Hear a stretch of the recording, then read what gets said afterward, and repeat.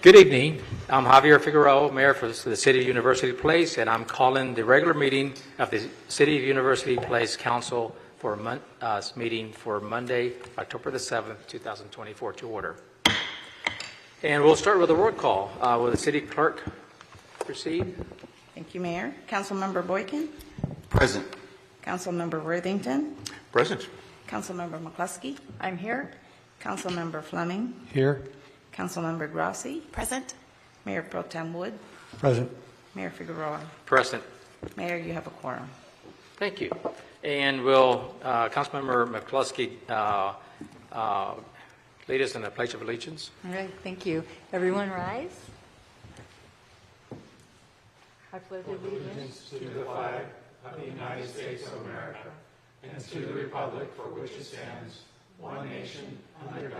Indivisible, with liberty and justice for all. Thank you. Okay, so moving on to approval of agenda. May I get a motion to approve the agenda? So moved. Second. Are there any objections to approving the agenda? Hearing none, we have the motion passes unanimously. And we'll move on to presentations. And we have one, and that is a Domestic Violence Awareness Proclamation. And I'm going to have Mr. Greg Roberts, the Director of Crystal Judson Family Justice Center, and also Crystal Clark, a founder of Rock, Paper, Scissors Foundation.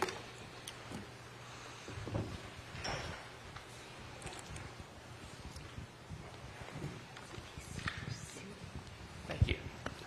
Oh, come on around. Nice meeting you. Nice meeting you both. And so let's see. You know, I want to ask the council, because they helped me run this. That we've always faced this direction, which, and I'm not sure how the cameras wants us, and we should have this conversation sometime, but should we face the council, or should we face the camera? What do you think, Amy? Camera.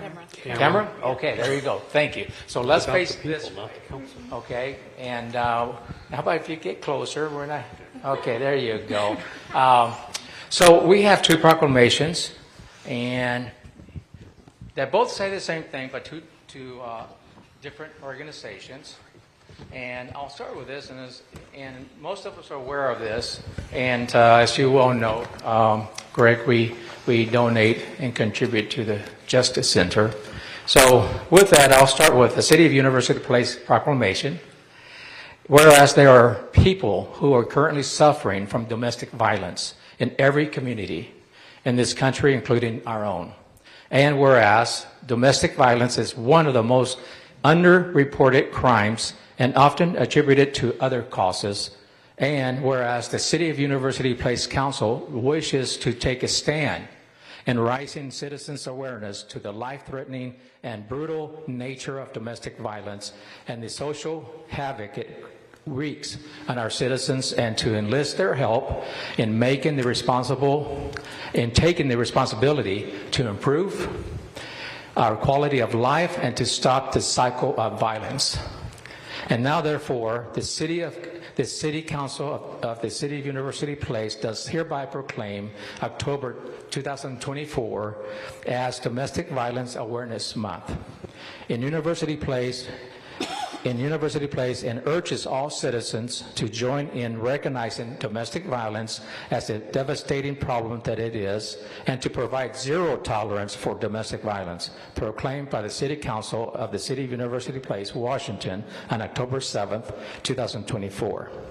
And with that, if you'd like to just take just 30 seconds just to give a little bit about what you do in this area, and especially how it may relate to our community. And we'll start with you. So I get to be the founder of a nonprofit called Rock, Paper, Scissors Foundation, and it is rock, no matter what you throw at me. Paper, no matter how you crumble me. scissors, no matter how you cut me, I am an overcomer. And we simply give a voice to those that have been silenced by any form of sexual, emotional, physical abuse, human trafficking awareness, and prevention. Of course, fear and insecurity come along with that. We also rally locally and nationally around mental health, breaking the stigma in all communities, but especially communities of color. And so we provide resources and tools. We will walk you through and around in a safe way. I get to give a voice to the voiceless. It's real simple. And so thank you for the opportunity to share. Great.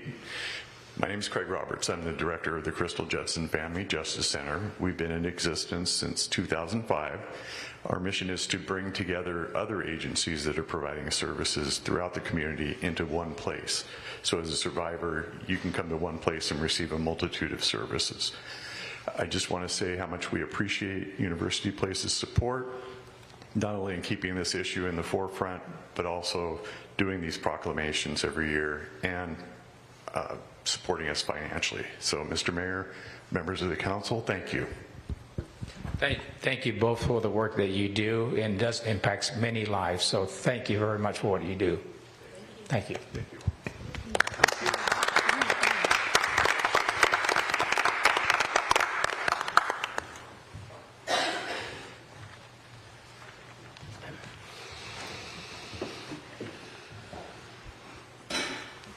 Okay.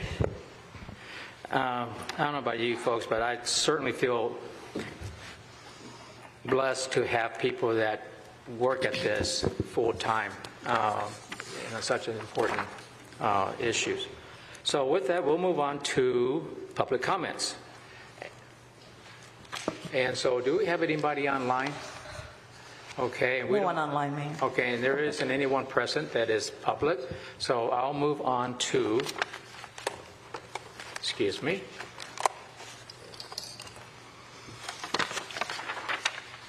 To 7A, consent agenda, A through F. Excuse me, 7A through F, consent agenda. I'm calling for a motion to approve the consent agenda. Mr. Mayor, Yes. if I may request item 7FC to be pulled, please. 7. I'm sorry, 7AC. Paragraph 7A, 7A. subparagraph C. Oh, excuse me, okay. No, hold on a second. 7C. 7C. I'll keep it simple for some. 7C. 7C. Okay. And I still need a motion, and then we'll proceed from there. Mayor, I make a motion to approve the consent agenda as submitted. Second. Okay, and we do have a item that's being requested to delete or to take out. And with that, I'd like to, in discussing with the council members Fleming, that so everybody knows why, I'm having my staff member, I think Jack Eklund, to come forth and just briefly say why it's being pulled. Will we discuss it? Yeah. Yeah, actually, it's going to be two votes. It would be, the first vote would be to approve the consent agenda as modified, which would be item 7A, B, D, E, and F. Take vote on that, and then come back to item 7C, which Councilmember Fleming had requested be pulled. Okay, so I'll go ahead and make that. May I have all in favor of 7A, B, D, E, and F, say aye. Aye. Aye. Opposed? None. Passed. So we'll go to item 7C, and it's been pulled, so let's go ahead and hear that. Yes, thank you, Mr. Mayor and City Council. So item 7C is the a bid award for the 35th Street Phase 2 project. And in this case, we did have a bid held on October 1st. We received 10 bids. Of these bids, the lowest responsible bid, at least how we've reviewed it, was Reed Trucking and Excavating in the amount of $3,457,000. $17.50. We did receive today, just a little bit after 4 o'clock, around 4:30, a protest from the second bidder, SCI Infrastructure. The protest is involving, associated with a new form. It's a disadvantaged business questionnaire form that is a new requirement in the state of Washington, I believe, the U.S. even, I believe, for federal projects. And we happen to have the nice distinction of being the very first project in the state of Washington to ever have this form be reviewed or applicable to. It was, had a wonderful to be able to go out to bid on advertising essentially the day after this requirement came into effect. So we had to actually adjust it as an addenda into our project. So the challenge in this is a form, it's a new form for folks. There are a number of items that are asked to basically the contractor, when they're soliciting bids from their subcontractor, they're supposed to get a bunch of information from them, mostly associated with the disadvantaged business status, minority, women-owned business status, race, gender of the owner, their code of the type of work they're doing, the scope of what they're doing, the amount of money that business they've done. It's a fair, it's 1, 2, 3, 4, 5, 6, 7, 8, about 10 items they're supposed to get. The challenge, of course, is the prime contractor has to report whoever they get bids from, but they don't have a lot of control over getting all the answers to the questions they ask, right? So, of our 10 contractors, none of them provided full information. Now, it ranged from one bidder had only one blank on the form, another had 130 items blank on the form. The nature of this one is our low bidder had about 38 items that had not been filled out, and most of them had to do, majority of it was when it was a non-disadvantaged business firm, they did not receive information back from that firm on the race or the gender. However, there are a handful of the type of work codes that were not included as well. The second bidder in comparison had about 27 items missing. They acknowledge that they are missing some items, but their basis, their claim is they aren't missing as many as the low bidder. The challenge is some folks had either put not applicable, and some had blank for if not getting a response, which there's no guidance of what's the appropriate way to do from the state. So we have received this. WashDOT has reviewed all of the bids, and they specifically have reviewed all the bids for the disadvantaged business paperwork, including this form. And since this is the first one they've received, they actually looked at, instead of just the top 3, they took in all 10 bids and reviewed this. And they have given us the concurrence. They've at least determined from their view that this met the appropriate level of completeness, I guess, and have given us their concurrence to award. I think it is prudent to still go back to, since we got this after the concurrence, to go back to WashDOT, let them know that we received a bid protest, have them basically give them one more chance to say yes or no if they think it's appropriate. And so that is something that we do propose to do.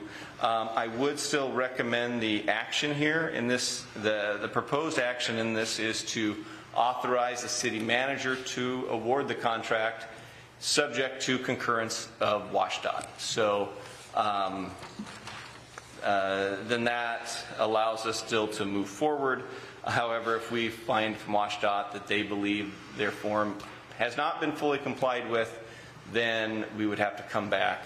Steve wouldn't award the contract, and we'd come back at the next meeting to reject all bids. But that's kind of that. It's an unusual deal, and it's never great being the test case, but I'd be happy to answer any questions you may have. Okay, so just to be clear, you're recommending that we move forward to take an action on this and subject to DOT concurrence and okay, so I think that's all we need to do. I don't want to get into a study session here, and so just before I recognize you, is that I'm asking the council, as it got pulled, now that we know the facts, bring that to a final vote based on the facts that were presented. So, Councilmember Worthington. Thank you, Mayor. What's the source of the funds? FHWA, so federal funding as coming through PSRC. Is there a clock running on these funds? Not for award. We've obligated the funds. So there is a clock, but it's long. We're not near that clock. No. Okay, thank you. Okay. So with that, I'd like to continue for having a vote, and the vote would be for the recommendation, and that is to award to award this and authorize the city manager to award it, and subject to DOT's concurrence. So with that, is there any question about what we're voting? Oh, Councilmember Grassi? not if who we're voting. I just didn't know if the protest had come from a bidder that we've worked with before, a company that we've worked with The before. protest, we haven't worked with that company before. Okay. No. Okay. But there wouldn't be any, I have no indicator that they'd be problematic or anything, but we haven't worked with them.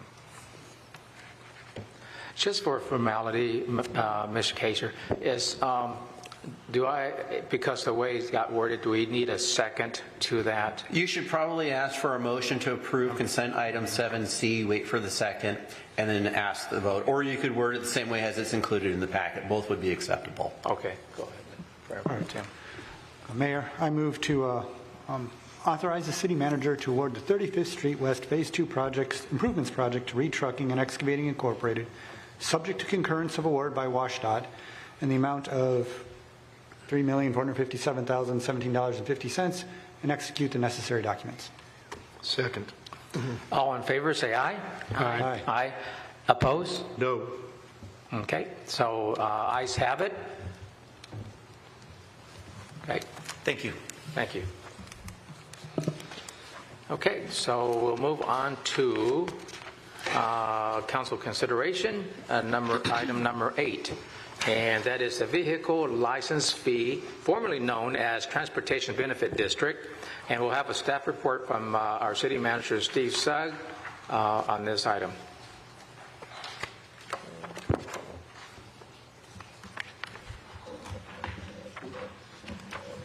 I'm going to have Matt get this started here, and I will join in on the comment on this. Before you tonight for action is a resolution related to vehicle license tab fees. I think as council is aware from multiple study sessions on this item, and I'm not necessarily going to belabor the point unnecessarily. Council's had multiple study sessions with the current vehicle license fee at its current $10. Council at its most recent study session had discussed, and at least during the course of the study session, had given staff direction to implement a stair-step what we're calling it a stair-step direction. Of gradually escalating the Transportation Benefit District charge to ultimately $40 and $10 increments, with increments being implemented on May 1st of 2025, January 1st of 2027, and January 1st of 2029. And that's included in the resolution, which is included in your packet for action tonight, which is different than the resolution which you had seen on prior study sessions, which had proposed to make the jump to $40 all at once. And this resolution, as I noted, is in response to council prior comments. I know this has been discussed at length already, so I'll stop there. To the extent that council has any questions, happy to field them. But before you tonight, ultimately, it's for action on the vehicle license fees. Okay, we'll go for clarification only first, and then we'll go to a public comments, and then a motion and comments and debate. So with that, anyone wants to, for clarification? Seeing none, we'll move on to a public hearing, public comments. And I don't see anyone here from the public to be able to comment. Anyone online?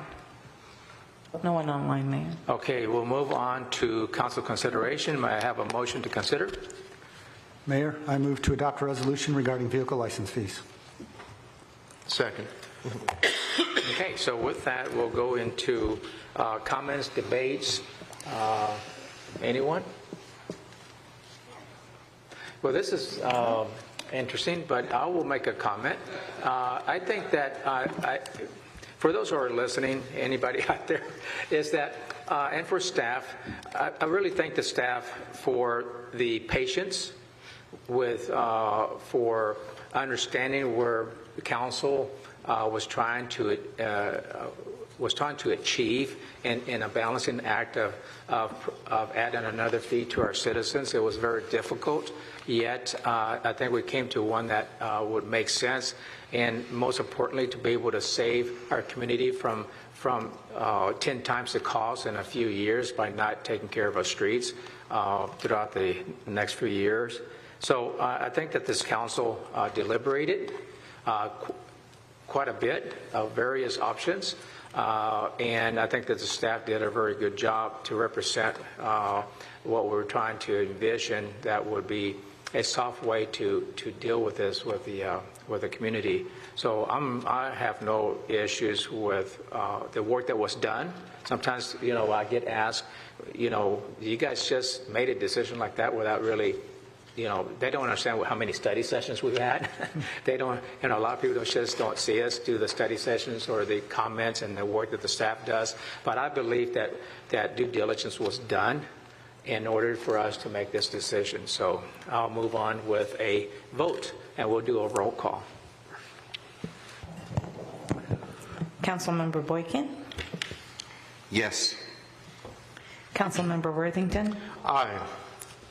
Councilmember McCluskey, Yes. Councilmember Fleming, Aye. Councilmember Grassi, Yes. Mayor Pro Tem Wood, Aye. Mayor Figueroa. Aye. Mayor, vote result 7 ayes. Motion carries. Thank you, council. Thank you, staff. We'll move on to item number 9, and Pierce Transit Board representation. And we'll have our city attorney, Matt Kaser.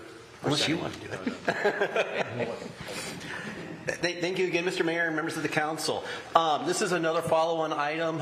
It's back before you tonight, however, in a different garb.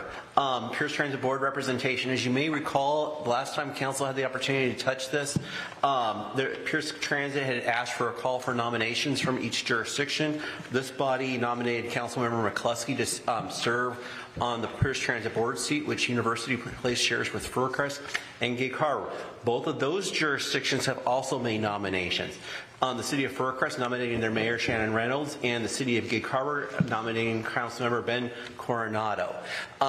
Pierce Transit, having received those 3 nominations for 1 seat, has requested that each council cast a vote for one of those 3 individuals. In their correspondence to us, as well as to the 2 other jurisdictions, they indicate that a plurality, meaning 2 of those votes, is necessary for membership on Pierce Transit. The net effect of that necessarily would be that one of the councils would necessarily have to vote for a member of that body, or for that seat, such as the case may be. I know council spent a good amount of time with this at our last study session on this. I don't mean to belabor the point. So with that, I'm happy to field any other questions that council may otherwise have on this matter. Let me draw one thing back. The resolution in your packet tonight has a blank on the name for the resolution. It was not pre-filled out with a name, not trying to prejudge the matter, not trying to get out in front of council. So as council takes action, it will need to specify a name. With that, I'm happy to field any questions. We'll go with clarification, and then we'll go to public comments, and then motion and debate. So, anyone?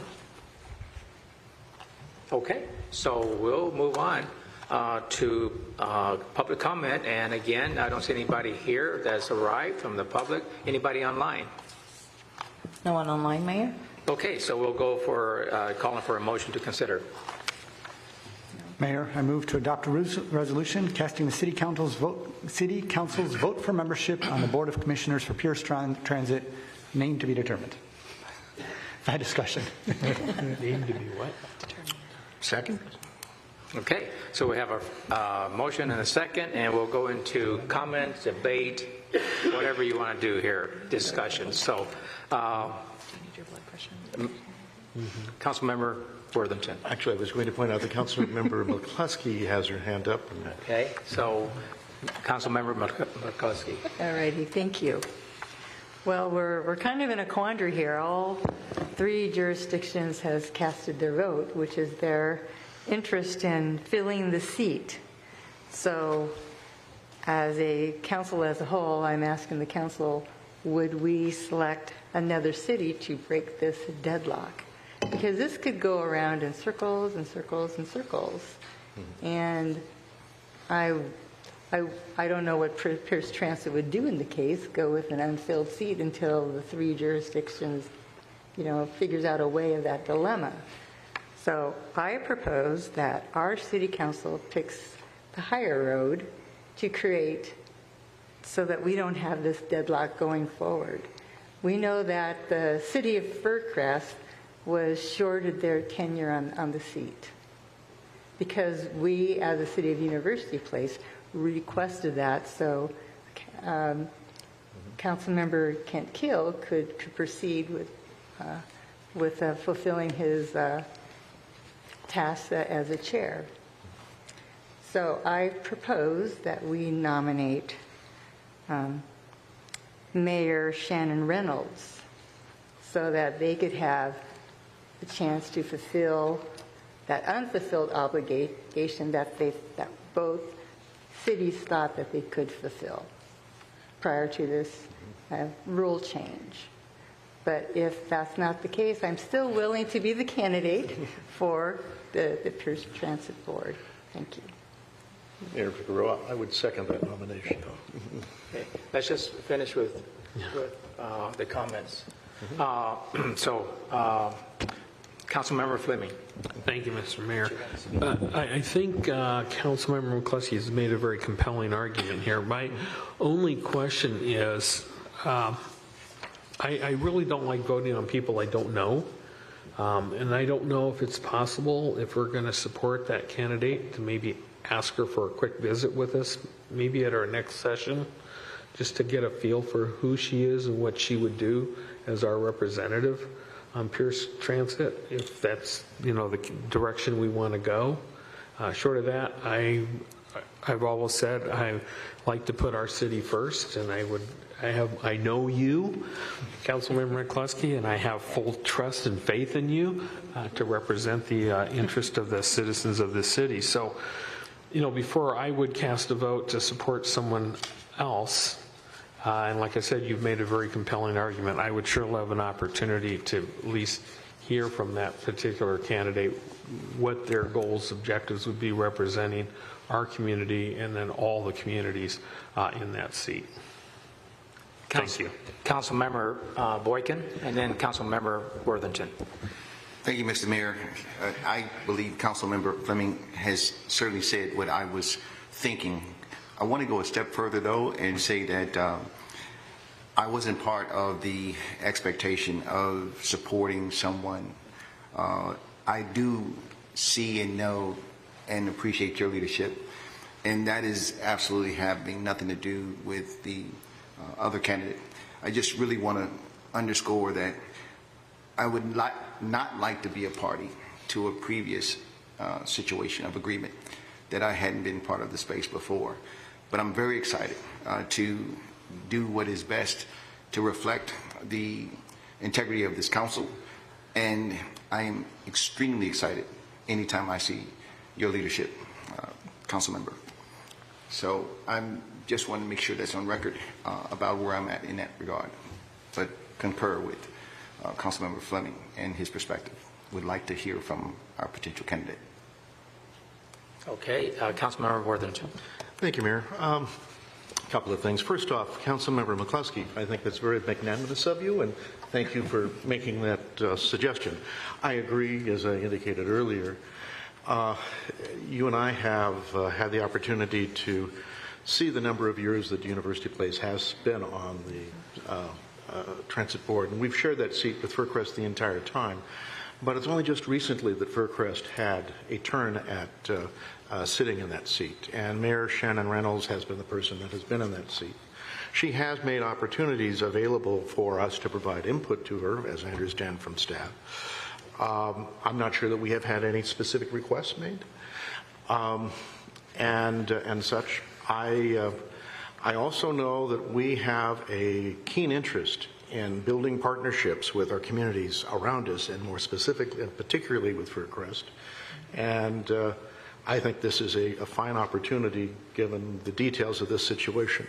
And I also recognize, as you very well said, that we've had more than our share of turns at this because of the situation. And Faircrest was quite gracious in allowing our council member to stay in that seat beyond a previously specified term.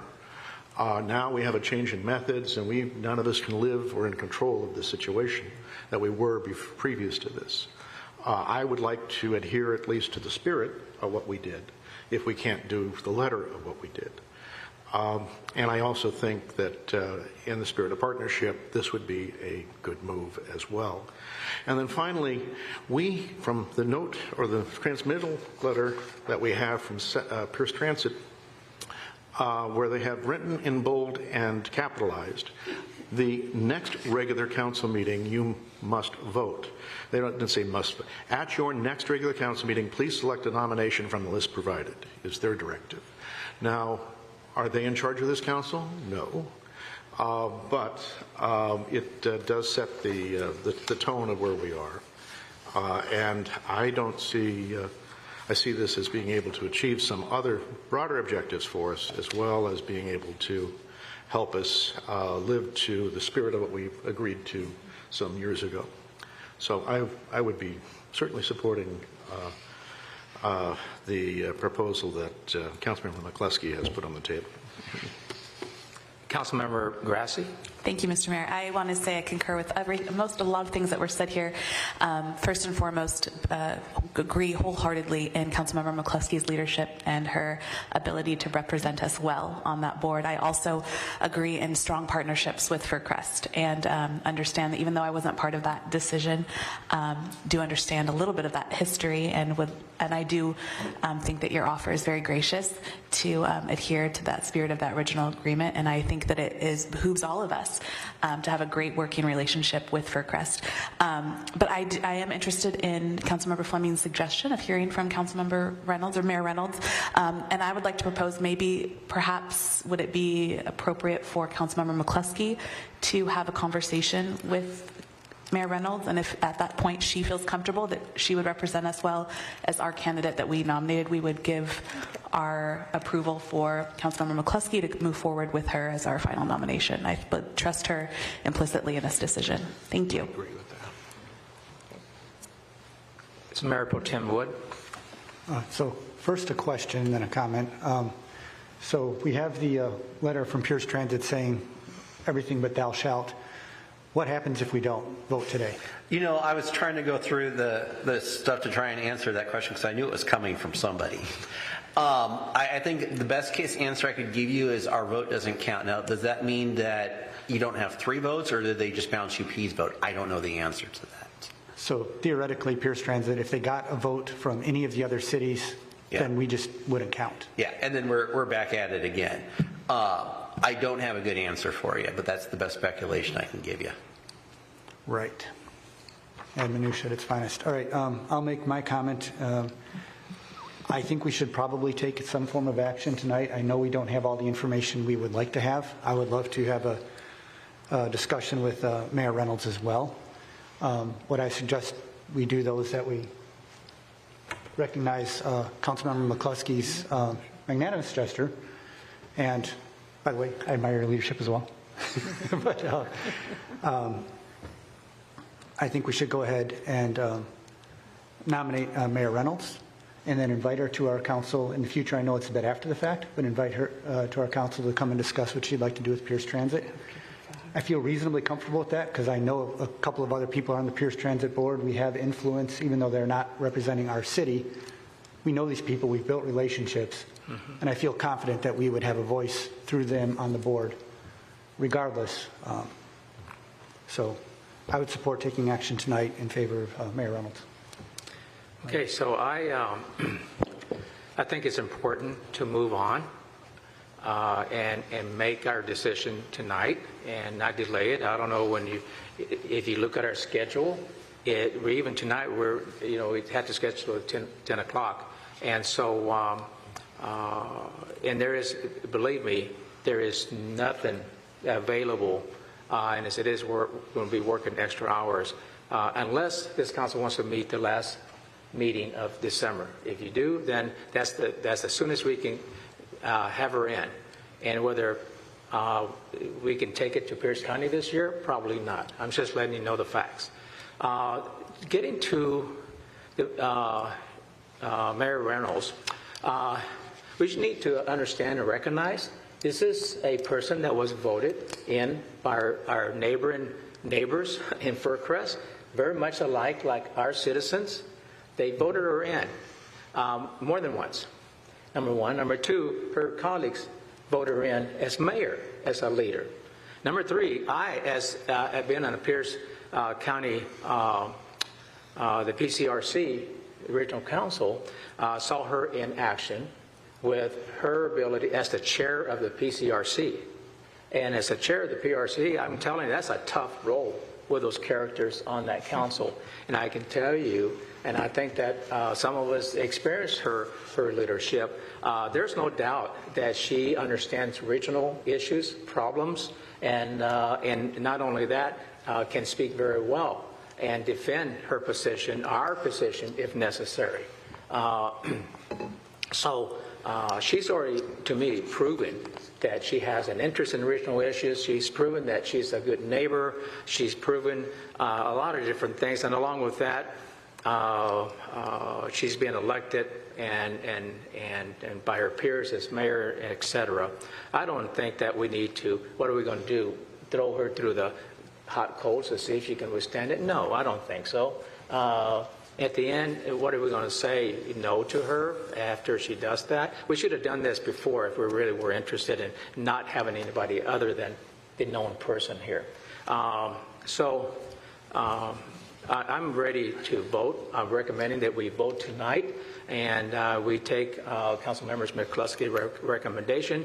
She's a very experienced person, as you well know, and we all called her a great leader. If she's making that kind of recommendation, it didn't come lightly, and we should at least trust her that that recommendation is a good recommendation. So with that, so with that, I'm going to recognize Councilmember Fleming. Thank you, Mr. Mayor. I can tell you as the former chair of PCRC, your comments regarding leadership there and the toughness are spot on.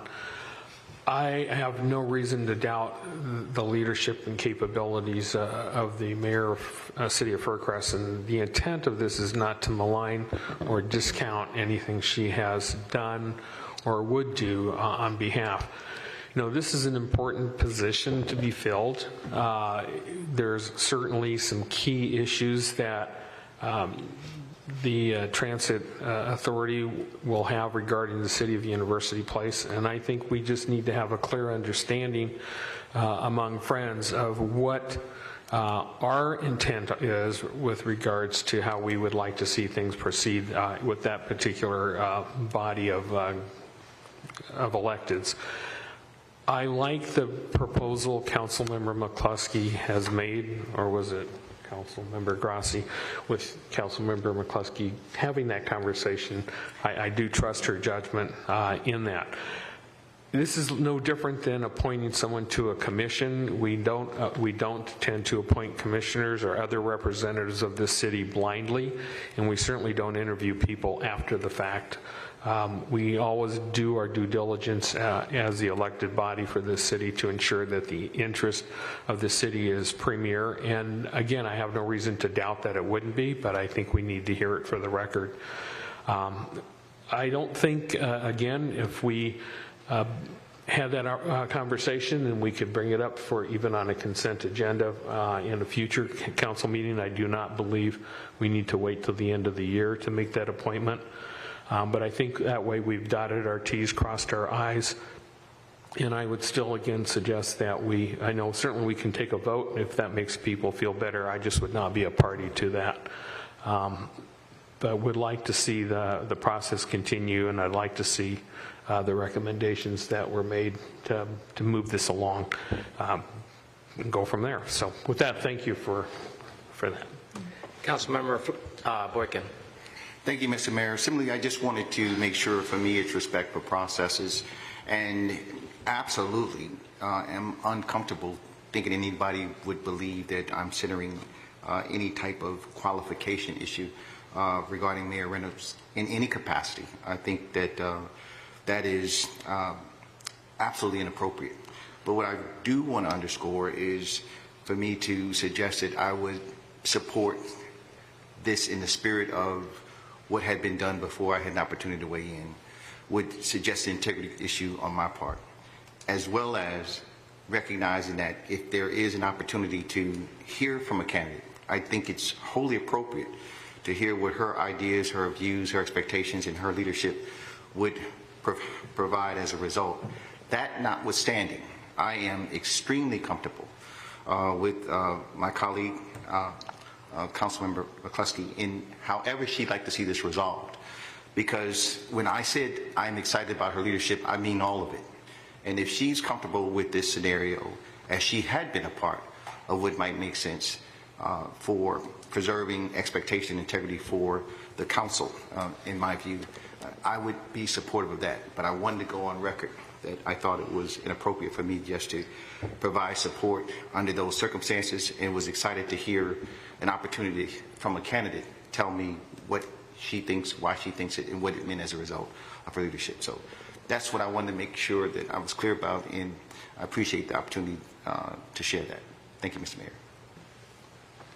I'll make one more comment, because if for those that are considering to wait and interview before we vote, we're going to take a vote tonight, that's for sure. That wasn't the agenda. But if you decide not to, please consider the fact that I would not be in favor of just interviewing one. We have to interview the other candidate as well if we're going to look professional at this.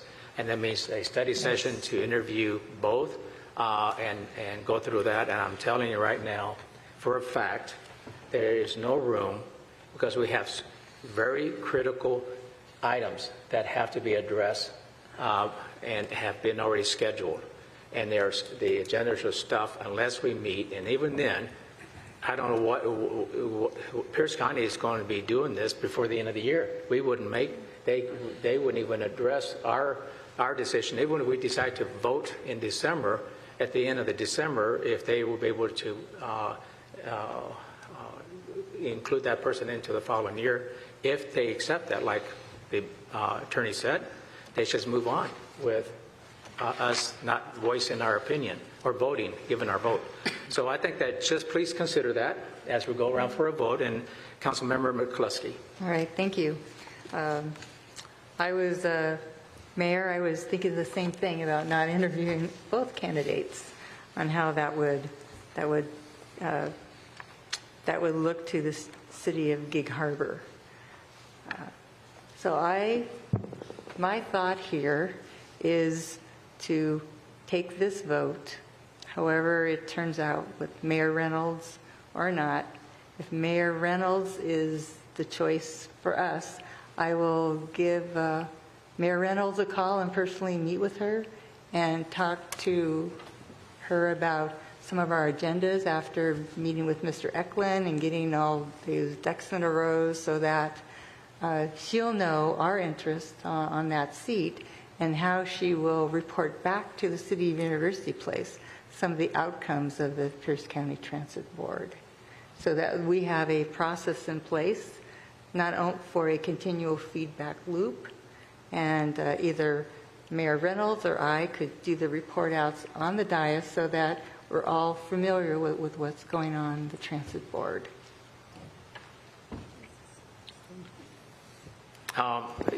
It's just a quick comment on that. All due respect, I think that I do agree with those that having her come back afterwards. I think that's a great idea. I think that her conversation about her needs and all that should be in front of the council and so that we can Q&A and her be introduced to us and how she would, be part of us as well. So I think, to me, I feel more comfortable if she came before the council in a study session for a full-blown hello, and this is what we're looking at versus just one council member. So with that, I don't see any more hands. We'll go for a vote, so we'll do a roll call. Nope. We need a motion. The motion before the we need a motion. The motion before council, which has been made, is to adopt a resolution with the name TBD. Right. We still need to amend the resolution to put a name in there. Okay. Mayor, I'd like to amend the existing resolution to take out name TBD and substitute Mayor Shannon Reynolds of the city of Fircrest. Second. All in favor, say, let's do a roll call, please.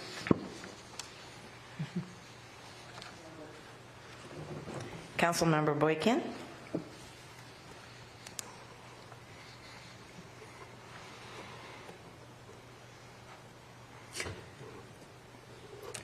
Yes.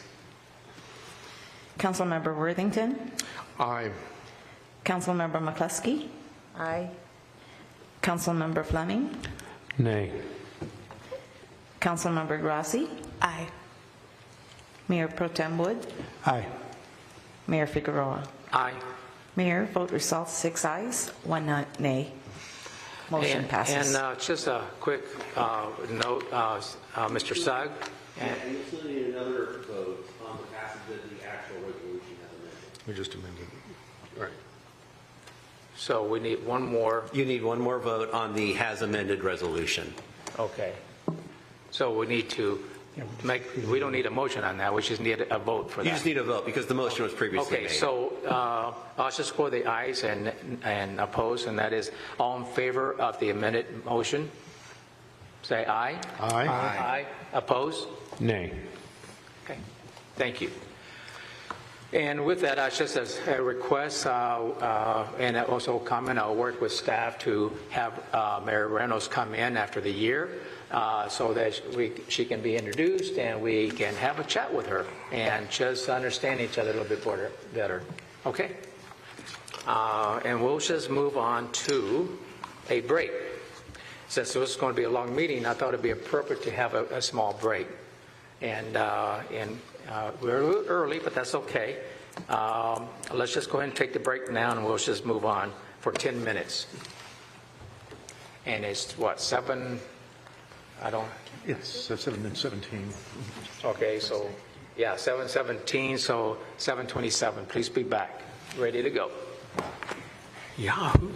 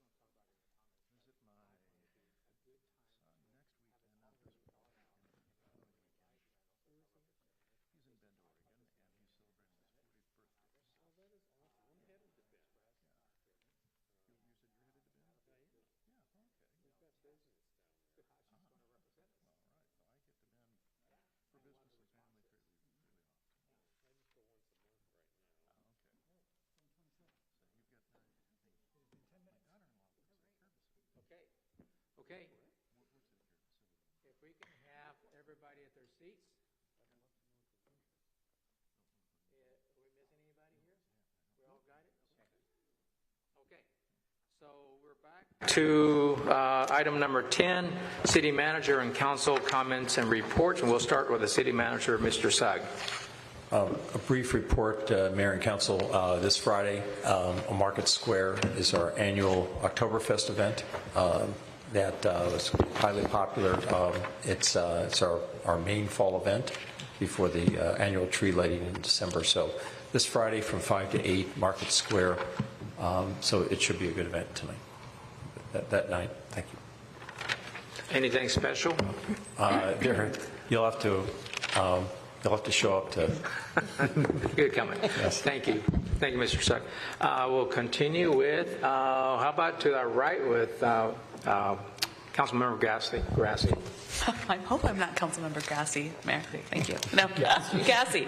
That would be unfortunate. No. That is unfortunate. No, thank you, Mayor. Don't pick on me. I accept the edit. Thank you, Mayor. I just want to thank Crystal Clark for being here with Rock, Paper, Scissors Foundation and our other recipients of the Proclamation for Domestic Violence Awareness Month. So important, the work that those organizations do for families, for individuals, and I just want to say a personal thank you. Especially I've seen the work of Crystal and Rock, Paper, Scissors, and it's vital work. She's also a UP resident, so I want to thank her for that and being here.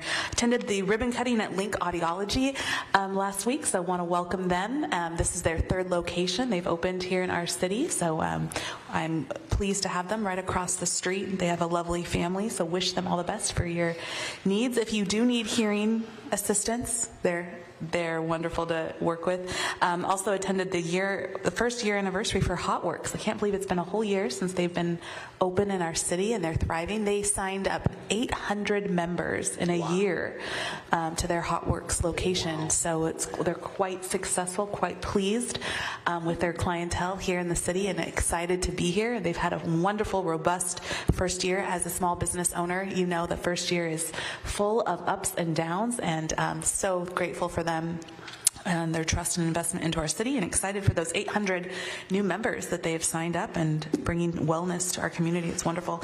I also want to give a shout out to the Princess Tea on October 19th, being hosted by Community Connections Place. That's taking place. It's been a while since they've been able to have this event for our community, but it's a wonderful fundraiser. I believe Councilmember McCluskey will be in attendance as well, as I will with my daughter, and it's happening at our church right on 67th and Cirque, and that's again Saturday, October 19th with Community Connection. There's some information on their website, but that is all I have. Thank you, Mayor. Thank you. And we'll go down, Councilmember Fleming. I was going to make a smart remark, but thank you, Mr. Mayor. Thank you for being nice. I was going to say, I feel good because you got my name right. We don't worry about her. You're on TV. I absolutely do know that, but thank you. Just a couple of things. I do want to echo, on a more serious note, the proclamation we did tonight for domestic violence, and for having the two institutions here to receive that. Crystal Judson, as most of us here know, was the wife of the former police chief in Tacoma, who went through, unfortunately, some horrible domestic violence before the end of that whole situation. For me, having spent a third of my career dealing with victims, especially adolescents, of domestic violence, it's really important that we keep this in the forefront, not just on a day in which we recognize, but something that we should keep in our minds every day, because I think, as the proclamation pointed out, we should have zero tolerance. There is absolutely no excuse under the sun for us to ever, as individuals or a community or as a nation, to accept domestic violence as a norm there. But having said that, moving on, I wanted to give a shout out to both Emelita, our city clerk, and Molly Conley, who helped put together a recent program here at University Place for the tax exemption meeting that we had here on September 25th. It was well attended. We had about 35 folks that were here. They raised great questions. The county assessor Mike Lonergan and his team presented just what I consider outstanding information on how senior citizens especially, but citizens in general, can not only have a better understanding of their taxes. He gave a great mini class on where your taxes come from and how do they become taxes on your property. And it's not always, it's the city council, but he explained how everyone takes their piece of that pie. But also on how senior citizens can get their properties exempted or the cost or the valuations in which they're taxed reduced. We had several citizens here who pointed out that they were benefactors of that and that program works extremely well. The other piece of that presentation was, and I was not aware of it, but we now have at Pierce County veteran service officers who can help veterans access the VA system and applying for their benefits. That's huge, because if you are a veteran and you've tried to apply for benefits or apply for the healthcare system, it can take you weeks to months to do that, and typically it's months and maybe years. Through the Pierce County system now, it takes you all of maybe a week to get that process going. So to our veterans here in University Place, strongly urge them to reach out and get hold of the veteran service officers that are here at Pierce County. With that said, I think I'll just end it right there, but thank you for that. Thank you. Councilmember Worthington. Thank you, Mayor. A couple of things I wanted to touch on.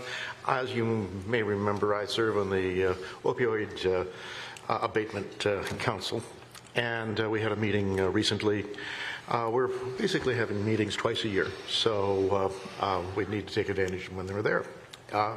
The various jurisdictions reported out on things that they are doing using the funds that are coming in. There are certainly more settlement money coming in as various other pharmacies or rather pharmaceutical manufacturers reach settlement and provide funds to the overall communities. We have, as I initially reported some months ago, maybe $500,000 over the next decade or so. Not a huge sum, but a sum something can be done with. And some of the things that are being done include anything from using those funds to pay for transitional housing, to assist in treatment, to help in folks that are just entering treatment and need to go through detoxification. They also are using it for a variety of other tasks. Some cities have joined with the county or created a consortium that is sharing that. Some other cities like us are standing alone, and for the most part, the ones that are standing alone are holding those funds until they sort through that. We have a public outreach going on now. It's still, I think, on our website. And we will, I assume, continue to be doing some public outreach to find potentials for us, and then council, it's my assumption, will somewhere in the coming year make some decisions about what they wish, what we want to do as a way to put those funds to work. I think we have something less than 40,000 so far. I don't recall right offhand. There's a variety of cities and approaches, and I've been taking some notes. Auburn has some good programs going on as one example, and as do our neighbors. But there's everything from job counseling to just a whole host of different approaches. But finding a way to impact our citizens that are in the throes of addiction and using these funds appropriately is, I think, a key role for our community and for us. I also serve on the Rainier Communications Commission. We had a meeting as well. I chair that, as you know. It's getting to be election time, so next meeting in November will be an election. I'm not running again for chair, and so I just wanted to mention that. That's a choice I make. I've been chair for 3 years. I've been on the commission for 7, I think. And someone else will do a fine job. And it looks, I think we have an idea who the chair will be. Now I think I get to go help someone volunteer to be vice chair. So one of the tasks in front of me there. Earlier tonight, obviously, we spent a good deal of time on the Pierce Transit discussion, and we have previously had that discussion. And I think we dealt well with that, though it was a little messy. The reality, though, is that's not of our making. We get this thing dropped on us with short notice and no process. And it absolutely is a really good idea to interview people if we've had a process for it. It absolutely helps us figure out where we can go.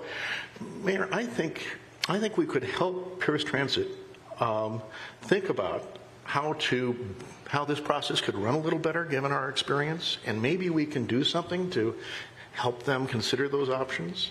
And I'd like to see if we could put together some sort of a letter or message to them to help figure this out, or at least give them some ideas so that they can, in turn, understand what it's like on this side of their letter. And when we get notice of a few days that they wish to have something done. So, in any case, I would hope we could put something together along that line. And that's what I have to offer. Before I move on to Mayor Pro Tem, I just wanted to comment on Councilmember Worthington's comment.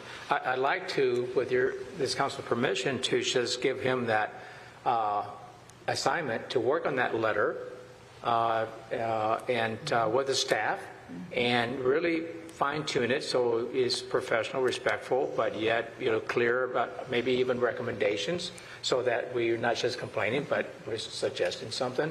And maybe by the time that happens, about a month from now, which is next month, a little bit over a month, but go into January when we have Mayor Reynolds come and visit, and we discuss it. Maybe we can say this is what we've drawn up, and have her support it with maybe her signature as well as our representative, and submit that to Pierce Transit. Something like that is what I'm thinking. So if everybody's okay with that, if you're not, talk to Steve, and I'm sure he'll figure it out.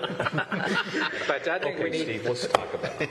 we need a point person, and since he has this interest, certainly would advocate for that. So with that, Mayor Pro Tem. Thank you, Mayor.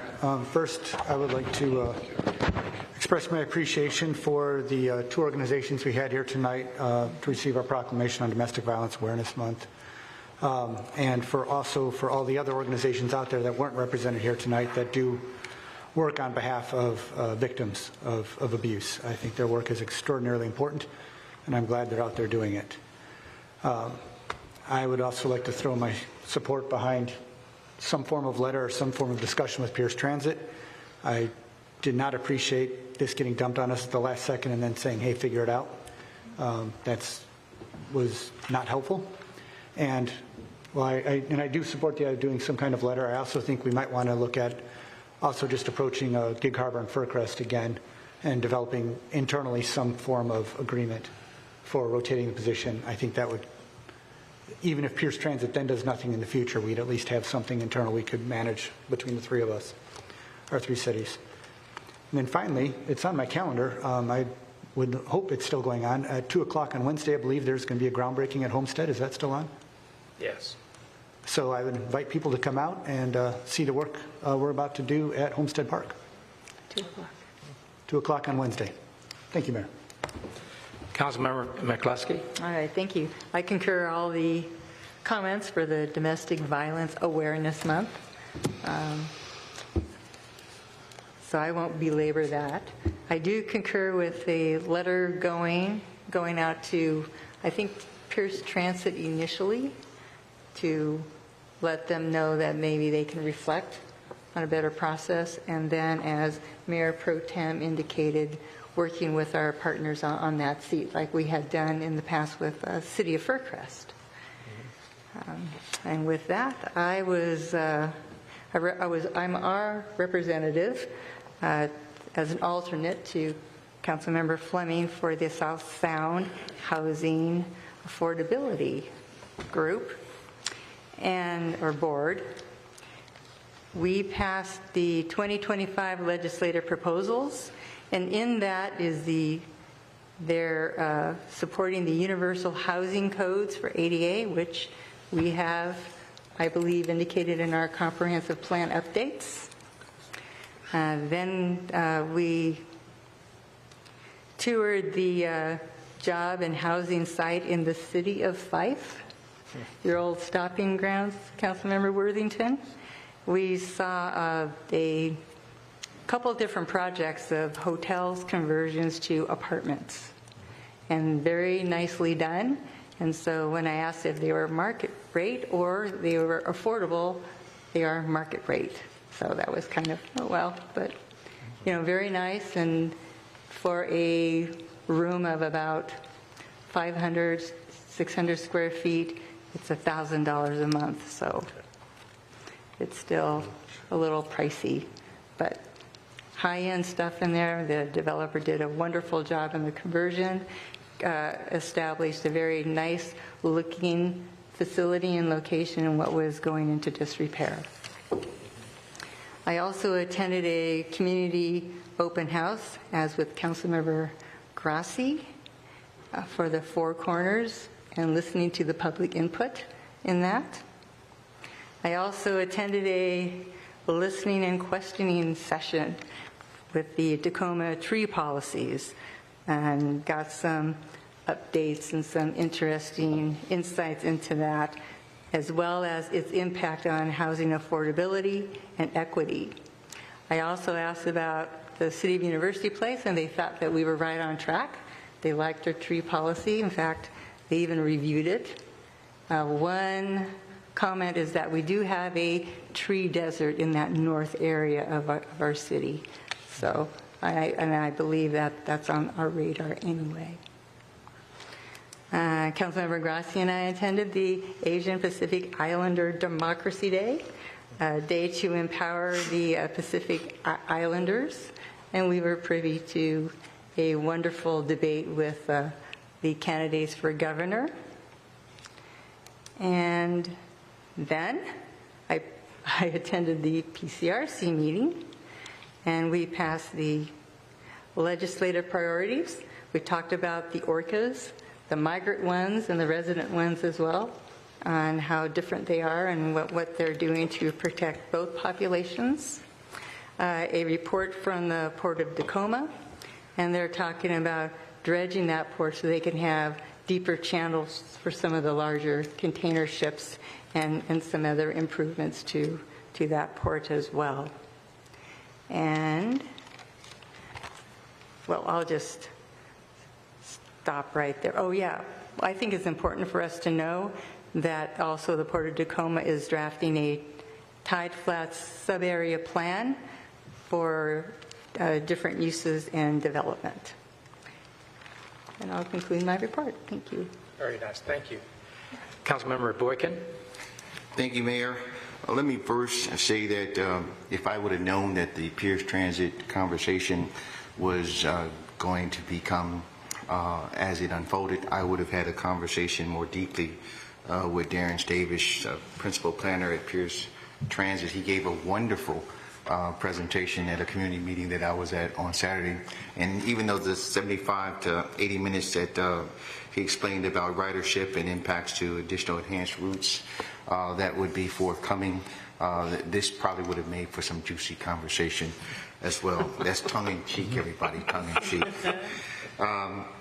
Wanted to express my excitement for T-ball and flag football and soccer. Had a chance to enjoy all of that Saturday morning, Saturday afternoon over at Cirque Park.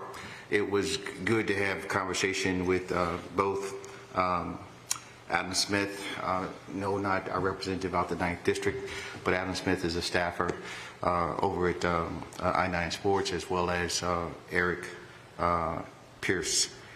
It was good to hear and see not just how youth enjoy the activities in University Place when you've got just wonderful conditions for it, but it was also good to see well-mannered adults as they supported the youth sports.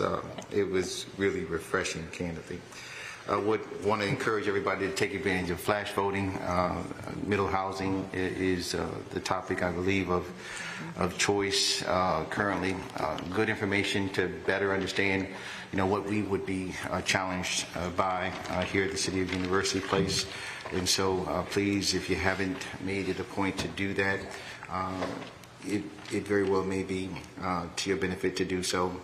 And then lastly, I just want to say that I'm equally excited about the commission space. We will get an opportunity here in short order to begin taking a look at our commissions, everything from seeing who is invested and would like to continue their service, as well as people who have been chomping at the bit, wanting to bring new energy, new ideas, new innovation, and camaraderie and community engagement to each of those commissions. So just excited about that process, just appreciative of having that responsibility with Councilmember Grassi, and of course Councilmember Fleming is going to lead us in those efforts. So just a good time to be a council member and a great time to be a University Place resident.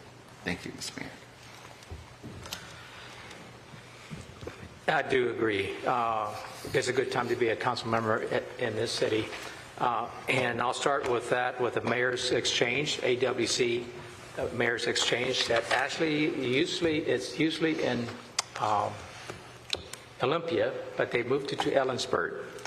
Well, I love Ellensburg, but let me tell you, that drive and that traffic, it gets to your nerves. So, but I'm glad I did it. It was last Thursday and Friday, and it was really good for my well-being and mental health about being a mayor, but most importantly being a council member with this council and the staff that we have.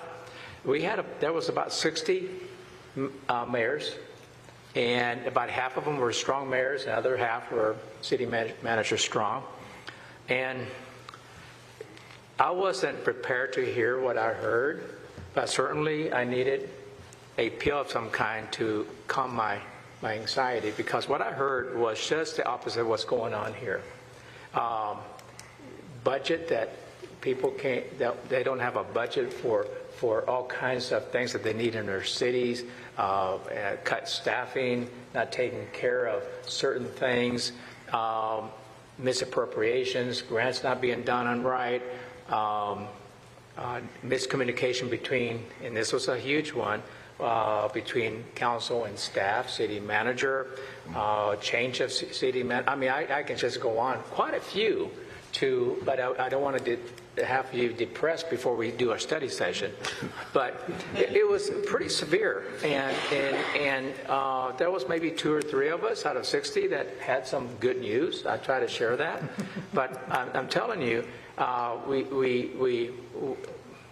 know that we debate, and I know we disagree, but boy, based on the stories that we heard, that I heard, excuse me, this is beyond just a disagreement or debate, and certainly, as some, I can quote several, not just one, that it was hard to lead the city, and the city was feeling it, as we know when something isn't right. The citizens let you know. So I think that it really, what you said, Councilmember Boykin, it's really a very good time. You bring energy. Councilmember Grassi brings huge amount of energy, not more than you, but I mean, but she is younger. But a huge amount of energy, fresh. And I say those words because I was hearing just the opposite from those mayors. And with agendas, they were getting new people, and the agendas of some of those people was not to work with them, but to, figure out how they were going to get the mayor out. I mean, that was the energy, where their energy was going. So you can imagine the energy there. So the fresh energy, the freshness of community where you really do care, it really put a whole different perspective. I wish you guys would have been, I wish I would have taped the whole darn thing because it's really a story. And we are doing well. We settled some big scores tonight, that the traffic impact, the licensing fee and other things.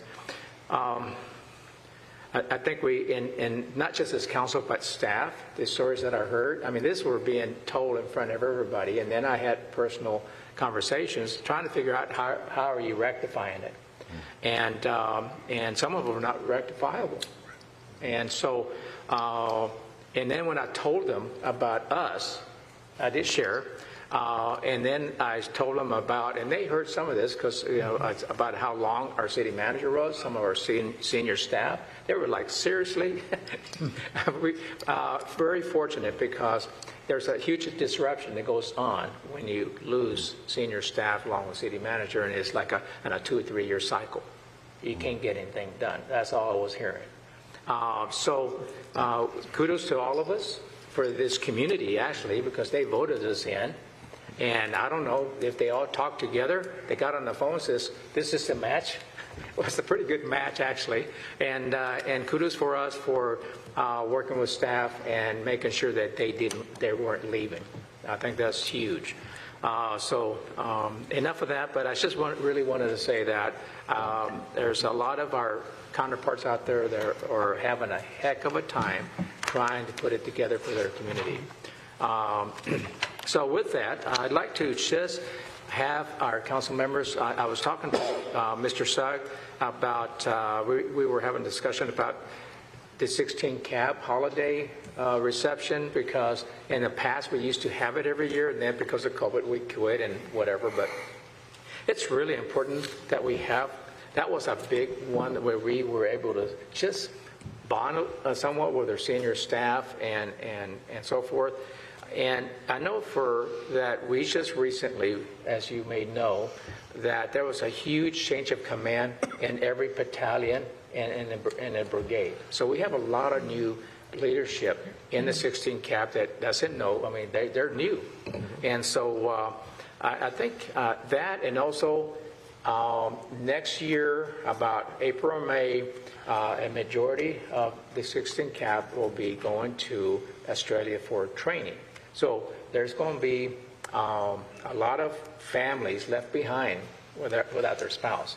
So just, I think it'd be good to have for better words, a bonding with the 16 cap, and I really hope that you can express that on your own to Mr. Sugg and staff, so that we can work together comfortably, knowing that the council is supportive of that. As you would know, he leans on having several council members being supportive. If not, then he just leaves it alone.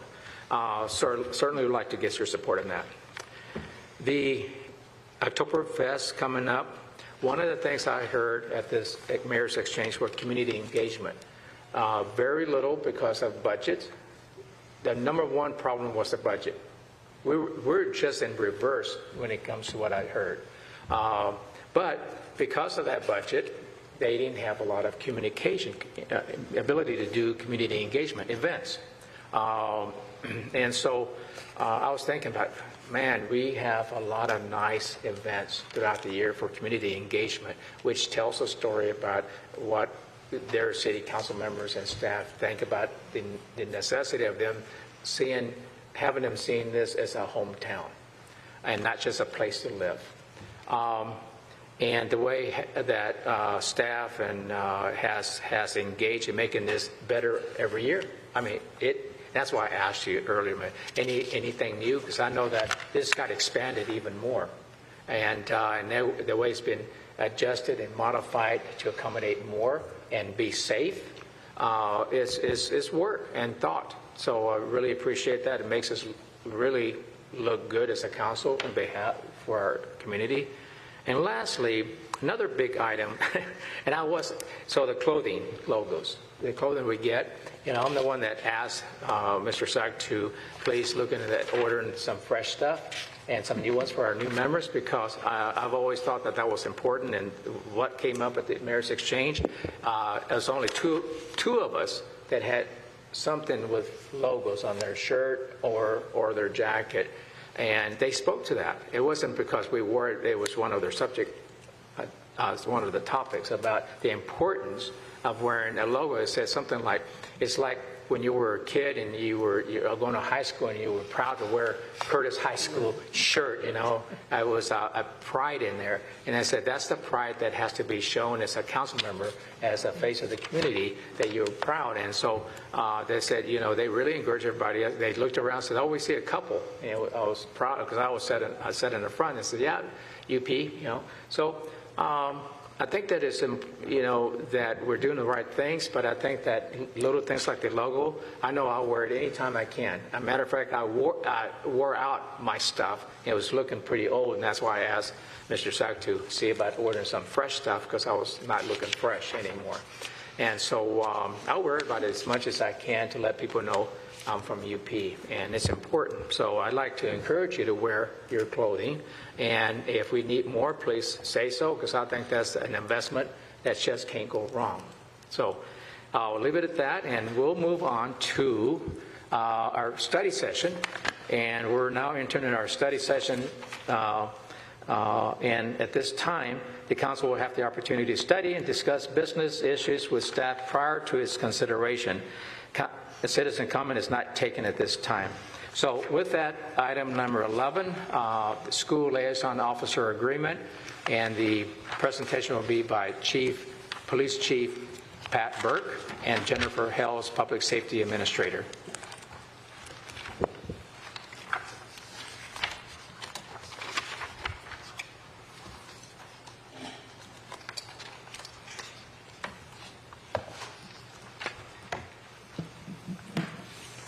Good evening, Mayor, members of the council.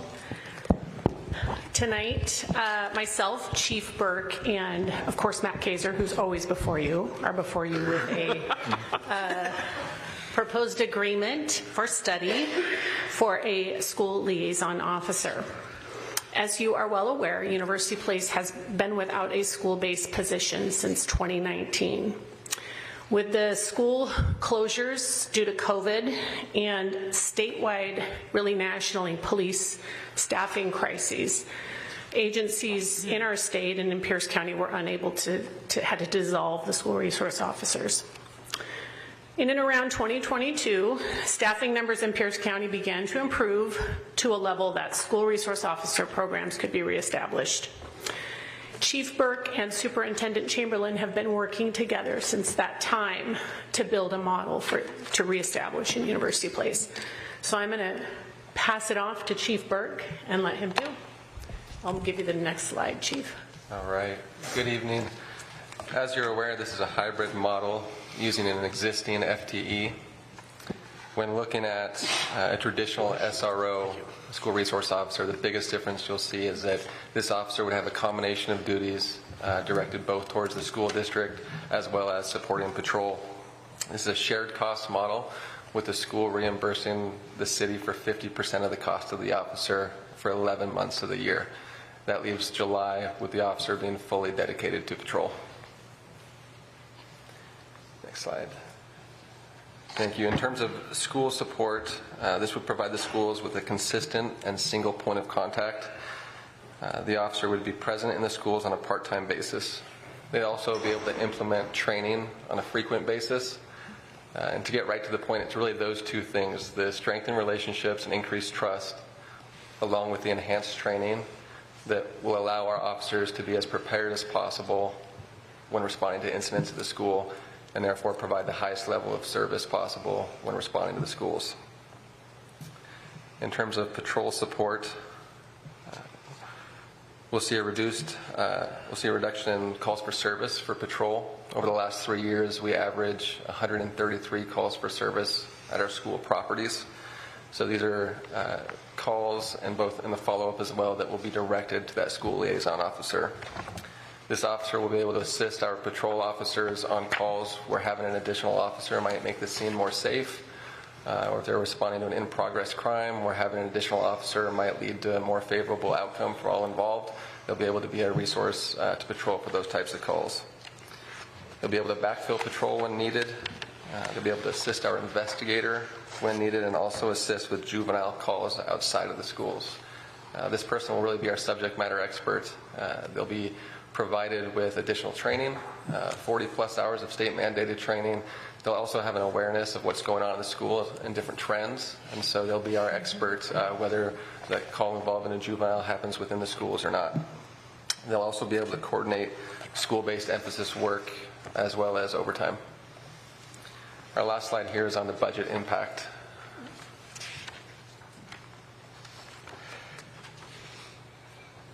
You'll see in that first column for 2024-25, that represents the 24-25 school year. That's November through August. You can see the cost of the position, the school reimbursement, as well as the city cost. On the right-hand side, we have the 2025-26 school year, so that's 12 months, September through August. And there's two things to note, two additional costs that are unique to this position. We have a 1.5% incentive that was negotiated by the Deputy Guild. We also have a 3.5% non-LEF employer contribution. That's a retirement contribution that is typically made by the state, but because we're contracting with a non-law enforcement agency, that 3.5% needs to get made up somewhere else because the state is not contributing that. That's not unique to University Place. That's common for similar contracts in unincorporated Pierce County with folks like transit or school districts, unincorporated Pierce County. You can see that 1.5 and 3.5% reflected in both the total cost of the position as well as the school reimbursement portion there is made up there. Any questions? Oh, excuse me. I was just looking at the data. Sure. Excuse me, Councilmember Worthington. Thank you. And thank you, Chief Burke. Appreciate that, and the good presentation and good packet too, and Jennifer as well. But, I had a chance to chat with our team about this earlier, read through the packet, read the contract and such. There's a couple of questions I had. In the packet, you have a header labeled Police Department Related Duties, and it's behind your memorandum A, second page of A in the bottom. In that, it lists a couple of some of the, I use the term chores, that the school liaison officer is going to be undertaking in addition to the duties that are more typical, that are really about the school district. After all, the school district pays for half of this person's salary, so certainly they want to get service and they should have service. I wasn't familiar with handling the register. No, excuse me. I do have a question about that. But handle the service of all court orders assigned to University Place to Police Department. Help me. What would a typical court order be that this person would be engaged in, and what would their role be? Our investigator receives some court orders directly from district court or superior court. Excuse me. These are often protection orders. Domestic violence related. And so there's some orders where folks will call either the non-emergency or 911 and we'll respond, we'll meet them in the field. There's some orders that we receive directly from the courts. And so it's orders like that that our investigator is serving. There's some weeks where he might have 2 or 3 of those. There's some weeks where he won't have any. But I'd say we'd average at least a couple a week, and this position would be able to assist with those types of orders. Most of these are something akin to a no contact order? Yes. Okay. All right. Okay. And then on that second bullet under that, it is handle the registered sex offender check program for UP, City of UP. Who's doing that now? Is it getting done now? And what does that involve? It is getting done by our investigator. Typically, we average about 1 check per week, so roughly about 50 in a year. It's usually about 1 per week. There's some weeks where it might be, a few more than another week, but that's what about averages out to. The frequency in which we check on an offender is based on their level. And is the check a physical at the location check? It is in person. It's not just a phone call, it's they're going to be on site, verify the offender, whatever the proper term is, the registered offender, I guess is what it is. Correct. Is where he or she needs to be and go on from there. So, correct. Okay. All right, good, thank you. And so actually this frees our investigator up to do some other things that might be a little further up on the food chain. Necessary, certainly this is necessary and important. Okay. And similarly with the court orders, this is also helping the investigator focus on investigations as opposed to certain secondary duties. Absolutely. Good. Rather than make a second cut at this later on, let me add a couple of things. So one of the things that so I do support SRO or school liaison officer. If there's a change in terms, fine. And I have supported that, and it's a good thing to do. I have been reluctant to support it historically, not because it isn't worth doing, it is, but because we needed, in my view, to have a fair shake in what the arrangements were with the school district. And sometimes we have had situations, I believe, where this, and please, I'm not besmirching the University Place School District. It's a great organization, and that's just fine. But as I looked at the contract, I came to the impression that our SRO officer was sort of set up to take their training and vacations on when we had him during the summer. And that I felt was kind of an inequitable situation, an unequitable situation, because they're paying half of his or her salary. They should be having some of the related overhead. I've had some conversations with Chief Burt, and he's talked about their training schedule and seeing that it is kept up to the day. And officers, of course, have just a whole bunch of training. You want them gun safe on the range. They need to be able to know which end of the gun to handle every day and all that stuff. So and that's only a little bit of it. There's so much more. So they're often in training. And it gets to be a big deal. So I've come to the conclusion that I think this is a fair deal, a better deal, and I think a fairer deal for the city than I've seen in recent contracts for the service. And so I just appreciate that, and I'm going to be quiet. Mayor Pro Tem. Thank you, Mayor. First, couple questions. You mentioned 133 calls for service on average over the last 3 years. What kind of calls were they? It'd be a variety of calls, and I don't have a printout to give you statistics, but it'd be anything in a school property. So it could be an issue in the school with a student, a staff member. It could be in the parking lot, a vehicle prowl. But in the school, it could be a fight, it could be narcotics, those types of things. But that 133 represents school properties. So what that wouldn't include is if I'm a student and I walk out to my car and there was a vehicle prowl in the parking lot, and then I go home and call, or I had an issue with another student and I go home and call and we respond to their residence.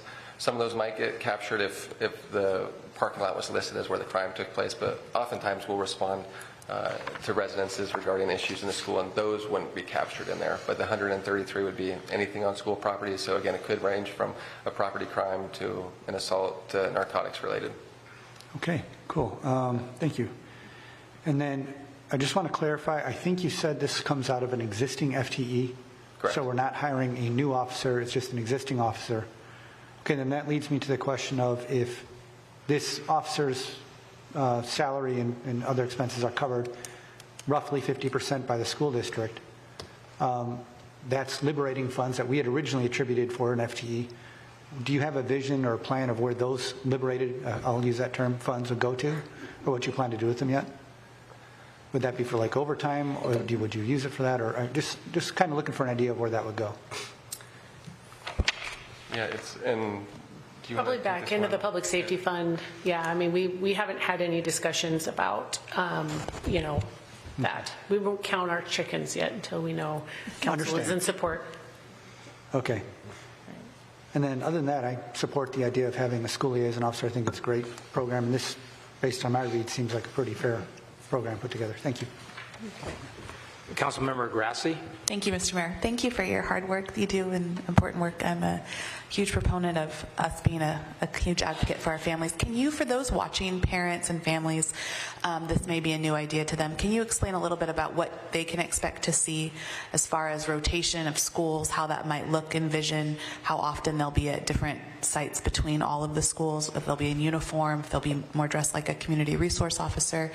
And then the second part of my question is, what have you had conversations with the school district, I'm sure you have, on what does their outreach and their communication look like to parents about this forthcoming? Has there been communication? How will they be communicating this additional officer on site? Yeah, great questions. The person will largely be in uniform the majority of the time, so they can plan on that. There may be events where maybe it makes more sense to be out of uniform, and that could be the case as well. But most of the time in uniform, we're still having conversations in terms of what the patterns and rhythms will look like, but likely spending a good chunk of time in the high school and junior high, and kind of starting their day there most likely. But really the great thing about this position is there's flexibility to where, I mean, at the heart of it, we're going to build relationships and enhance safety and security in the schools, but that's going to look a lot of different ways, and I know we're excited to get involved in different events and programs at the schools, and partnering with the fire department, and there's a whole lot of ideas and opportunities out there. But in terms of going back to where they can expect to see them, it's still being planned, and it will, again, depend day to day and week to week on what events are going on in the schools and what feedback we get from the different leadership of the schools and that sort of thing. Okay. In terms of communication, I know there has been on the school end. I don't know exactly what Superintendent Chamberlain and his team have been putting out, so I can't speak to that in detail. Okay, thank you. Was there anything else in there that we missed? No, I was just going to add, Chief, that we would certainly make sure that our, newsletters and all the information would get out about the new position and kind of what the role was there. Yeah. Also. Well, I'm excited. When as a parent, sometimes your first reaction when you see an officer right now is, what's wrong? What fire are they putting out? And I'm excited for us to kind of change the narrative of this opportunity for parents to say, this is another level of safety. This is a good thing, instead of always seeing a siren and what's the problem, but there before the problem arises. So thank you for your department, all your hard work. We value you and appreciate you so much. Thank you. Thank you. Councilmember McCluskey. All right. Thank you, Mayor. I'm really excited that we're going to reinstitute the school liaison officer. It was a force multiplier when it was in place. I consider our school grounds part of our city's jurisdiction, and it only just makes sense that we have an officer presence there to ensure the perception of safety and also to create that coordination and partnership between the parents, the schools, and law enforcement, so it can be a win-win situation. And in addition to being reactive, we can be more proactive, which is, I think, what the past school resource officer had, and it proved to be a proven model that worked really well, because what happens in the school is not an island to itself. It transitions out into the community as well. To have that officer communicating to the officers that are not involved with the schools and be abreast of what's going on, I think we'll have better policing all the way around. So I'm excited to have this officer back. And once the school day is over, and would that officer be transitioned to the patrol, or would he continue follow up and process on that? Would that be a full day for those 9 months out of the year the school is in session? Yeah, even throughout the day on a school day, there will be shared duties in terms of, and it could depend day to day, but I would anticipate that most days that the officer wouldn't spend 8 hours entirely in the schools. That will probably be there's a balance there, and there'd be shared duties. So some of that time within the schools, and some of that time supporting patrol. All right, thank you. Yeah. Councilmember Fleming? Thank you, Mr. Mayor. You know, I too, when I first saw this, was a little questionable with regarding who's sharing the cost and funding. And I think you've done a really great job in creating that balance and certainly answering the questions that we've had. I know that in light of all that's taking place in schools these days with public safety and the security of our kids that are there, what we're seeing nationwide, what we've seen here in Washington, just the increase of, lack of a better word, just the violence that takes place in schools, all the way down to elementary schools. I think having the SLO or SRO presence, physical presence there, really does add that, as was said earlier, that layer of safety and security and reassurance to parents that not only are their kids in a safer place, but you know, the community is looking out for each other there. I think this is a great program. I'm glad to see it back. I'm glad that it is a shared responsibility between the school district and the city, and that there's a good partnership there. And I really look forward to getting this on an agenda where we're going to vote on it, so, and get this thing moving. So, but thank you guys for your work. Thank you. Councilmember Boykin? Thank you, Mr. Mayor. Chief Burke, thank you so much as well. I'm excited about what this could mean and really appreciative of what it ought to mean to our parents and to those who would be, in my view, better served, better protected, the students. As I think about the additional duties here, I'm intrigued by the expectation of school district efforts to increase student attendance and decrease truancy as part of the responsibility that the SLO would have. I am curious if you've got any thoughts about that, the best way to come alongside the school district's wishes, here in particular being responsive to the need, but talk about how we could be effective in decreasing truancy? Yeah, I think it starts just with building relationships and increasing trust. And then within the schools, I don't know specifically what programs they have set in place right now and exactly what that role will look like, but I think it will start with building relationships. And I couldn't go into detail just because I don't know, what they have in place right now. But again, I, see that officer being a part of that, and but starting with, strengthening those relationships. I appreciate that. I think, if I may, if the expectation is that we're going to build better by being more present, it couldn't be a better way to protect our most precious asset, obviously our children. And so I'm excited about University Place being in a position to do this, and really hopeful that it just becomes the things that we envision as positive as possible, and just really appreciative of what can happen. So thank you again. Appreciate it. Thank you. I really enjoyed the comments. And for all those reasons, I won't repeat them, is that I think that is happening because of our community passing the safety levy. Without that levy, I don't think we'd be talking about this great asset at a very important location, protecting our children, or at least attempting to. So we really should thank the community. And I don't know how, Mr. Sugg, this will be really important. Talking about community engagement, awareness, is when this all gets closed up, I wouldn't mind seeing our city congratulating the community about your levy that you passed, how that is how it's working for them to protect their children. And even if they don't have children at the schools, we all care about the children of those schools. So I think it's an opportunity to showcase exactly what we're doing with our money.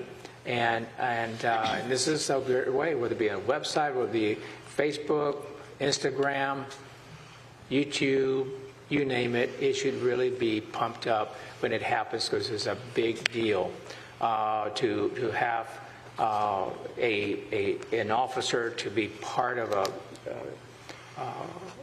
the schools and the youth safety. That, and I believe that understanding how this person is going to work, not just at the schools but off-site, is what I heard was leveraging, and this is how I think part of how our success has been how we've managed to leverage, and a big success of that is, of course, our staff that puts these deals together and comes up with this, nice little package that we all can be happy. But thank you again.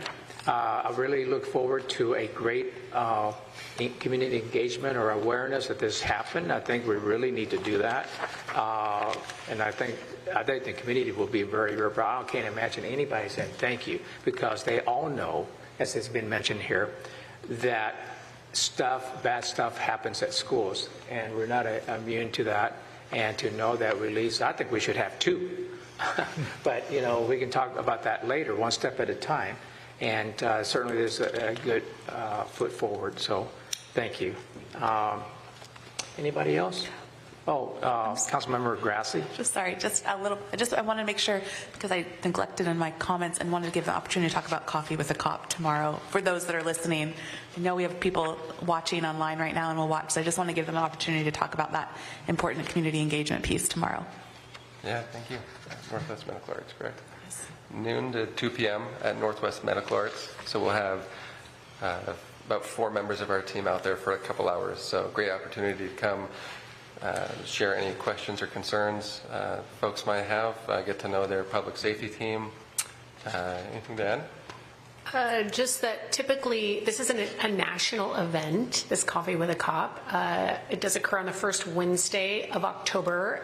We're hosting ours not on the first Wednesday of October, but we're super excited about Northwest Medical Arts, who offered and has been really excited about, traditionally it's in a coffee shop, but they really wanted to host, and they have all kinds of goodies and things that they want to share. So these are always fun events for us. We get to visit with folks and answer questions and talk about the great work that's going on. So, yep. Well, I have to put a plug in. I had a lot to talk about the Mayor's Exchange.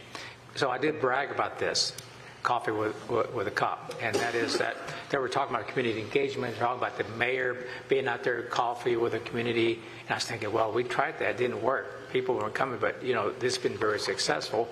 And I told them about that. So everybody took note. I could say everybody, okay. Because I said, who cares about, the mayor gets up there on TV, once a week or every other week, ribbon cuttings, you name it. But what's an important issue in our community is public safety. To see the police chief out there doing this, that's a good FaceTime for us to do that. And so we do all appreciate you taking that time and making us really look good in front of our community, that we care about public safety, and we got the main person out there saying hello. Thank you. Thank you. Anyone else?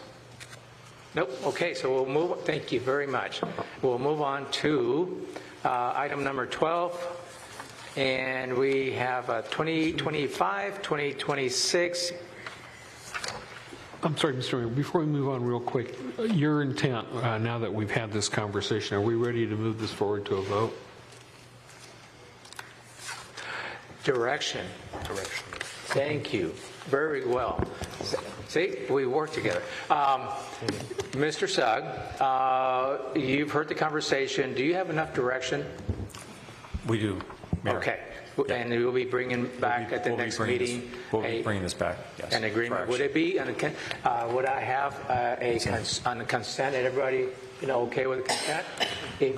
Okay.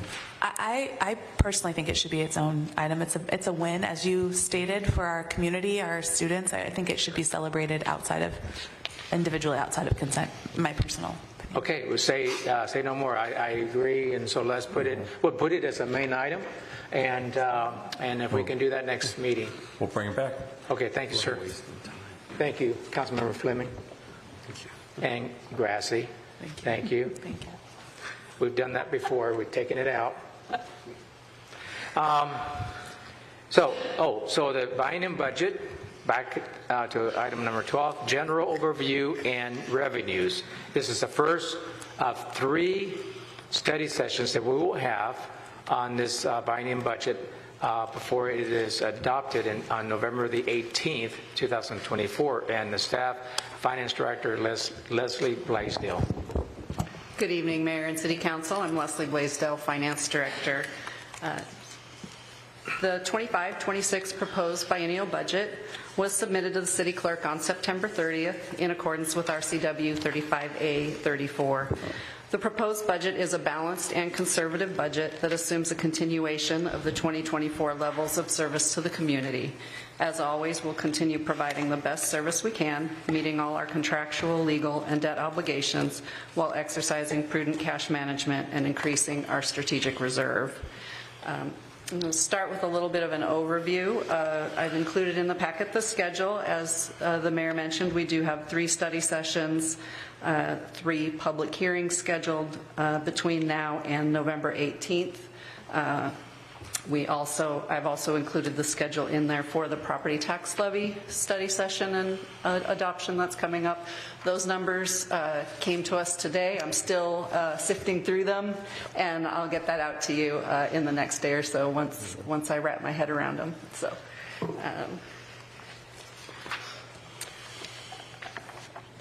For the benefit of citizens watching and for council, the budget document is organized into 7 sections to help the reader find information about the city and its 25-26 budget.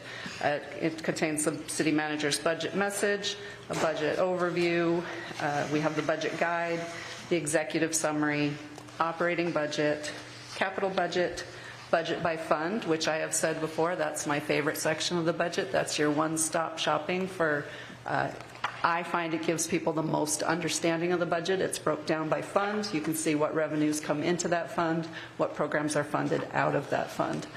And then we have the appendix with miscellaneous information about statistics and tax rates and our debt service and all of that good stuff. As I said earlier, it's a balanced budget that fits the following conservative financial assumptions for city budgets.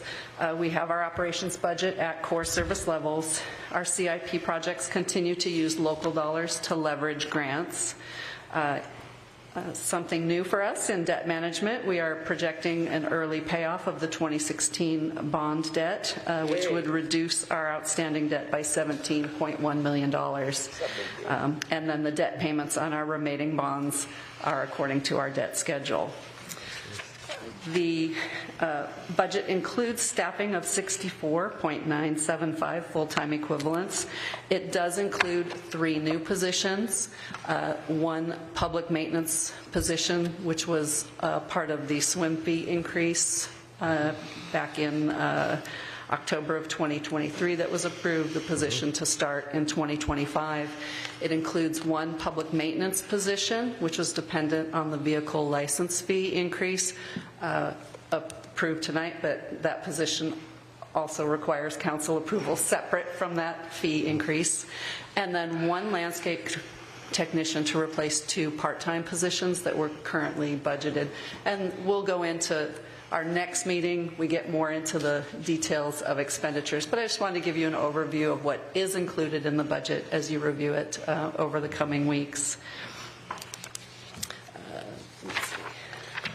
It does include a COLA for staff of 3.8% for 2025. This is based on the June to June CPIU. And for 26, we budgeted using a 4% estimate, but that is subject to what the next June to June CPI ends up being. It is responsive to Council's requests for staff analysis on budgetary impacts of Council goals. There are new item requests that non-council goal related requests total $847,500. $130,000 of that are ongoing costs. The rest are all one time. Then new item requests related to council goals was $130,000. Staff identified a number of strategies and related cost estimates, but most, as you can see in your packet on the list, can be done in-house with no additional expense. So now we'll get into the meat of tonight's discussion, which is the revenues. Tax revenues in 2025 are expected to increase slightly from 2024 year-end estimates. I apologize. Looks like there's a typo in there. Didn't change all the 22s to 24s. In preparing the budget, we do continue to be conservative with revenue projections for the biennium. It includes the statutorily allowed increase in the city's ad valorem property tax in each year of the biennial budget. Sales tax is projected to increase ever so slightly. It's pretty much remains flat. Again, we budget conservatively as we wait to see of any potential impacts based on any uncertainty in the economy. Real estate excise tax collections are anticipated to be $1,120,000 in 25, with a slight increase in 2026. And this is down from our 2024 year-end estimates, as we've seen a slowing in the real estate market. Fuel tax is estimated to increase in 2025 and 26. The estimates included in the budget come from the revenue estimator, which is available on the MRSC website.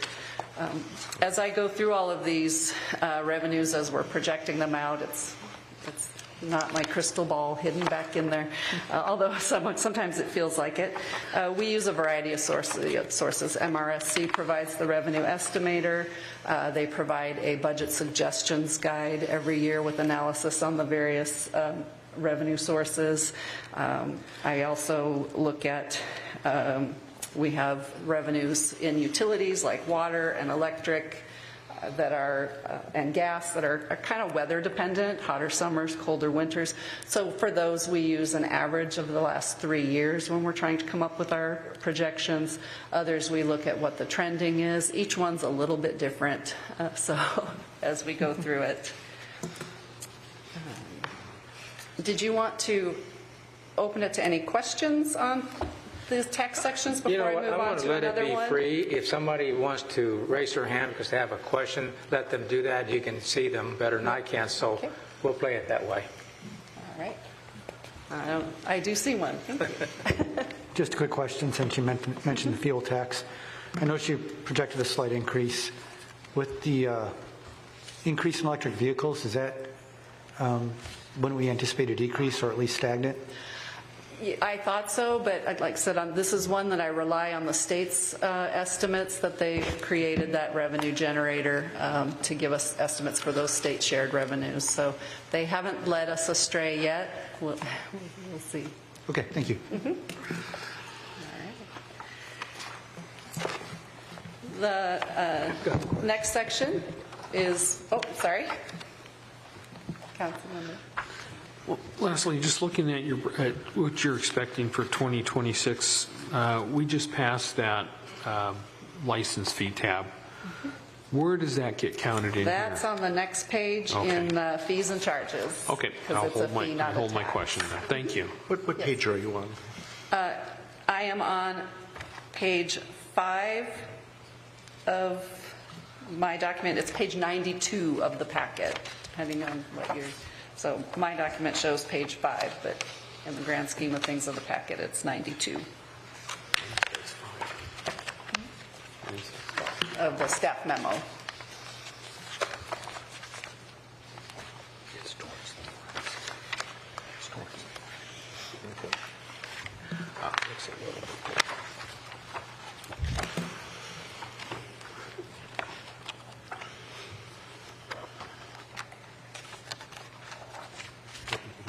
Okay.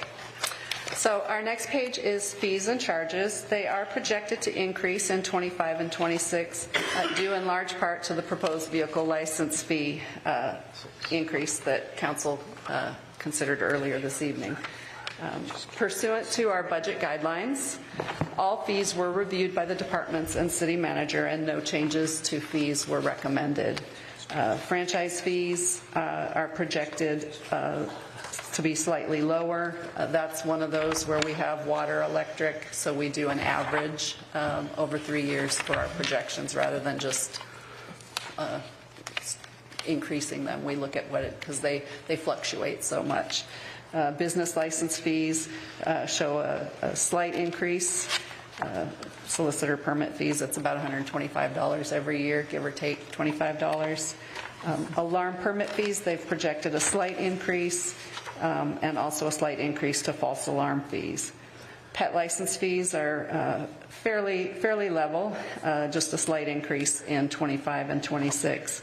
And development services fees is an increase from 2024 year-end estimates at $829,000 in 25 and $952,000 in 26.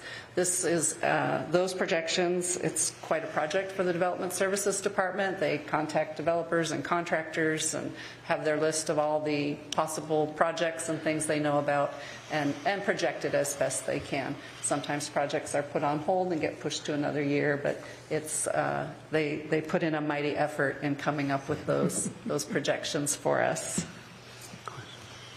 Sorry again. Lastly, when you look at the fees, especially with the alarm fees and the pet license fees, I know this time last year you had shared with us the concerns that those two fees were continuing to decline. What would you attribute to in the 2026 budget of why that suddenly would turn around and start to go back up?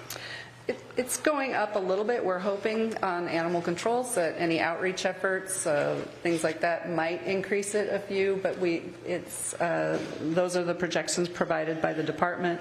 False alarm fees, we've seen a dip in those because once we got rid of that first one's free, everybody paid a little bit more attention to their security system and have it in better operational order, I would assume, or some of them just canceled the monitoring. Well, I was looking more at the alarm permit fees. And the alarm permit fees, those are an annual fee based on the number of people who get them.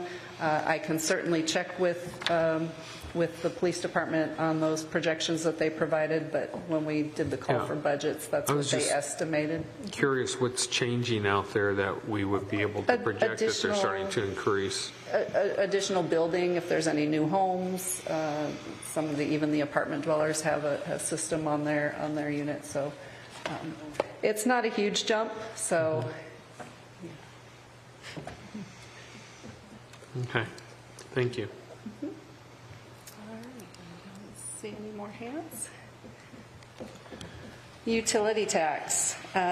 The estimates for utility tax are, again, a slight increase from our 2024 year-end estimates.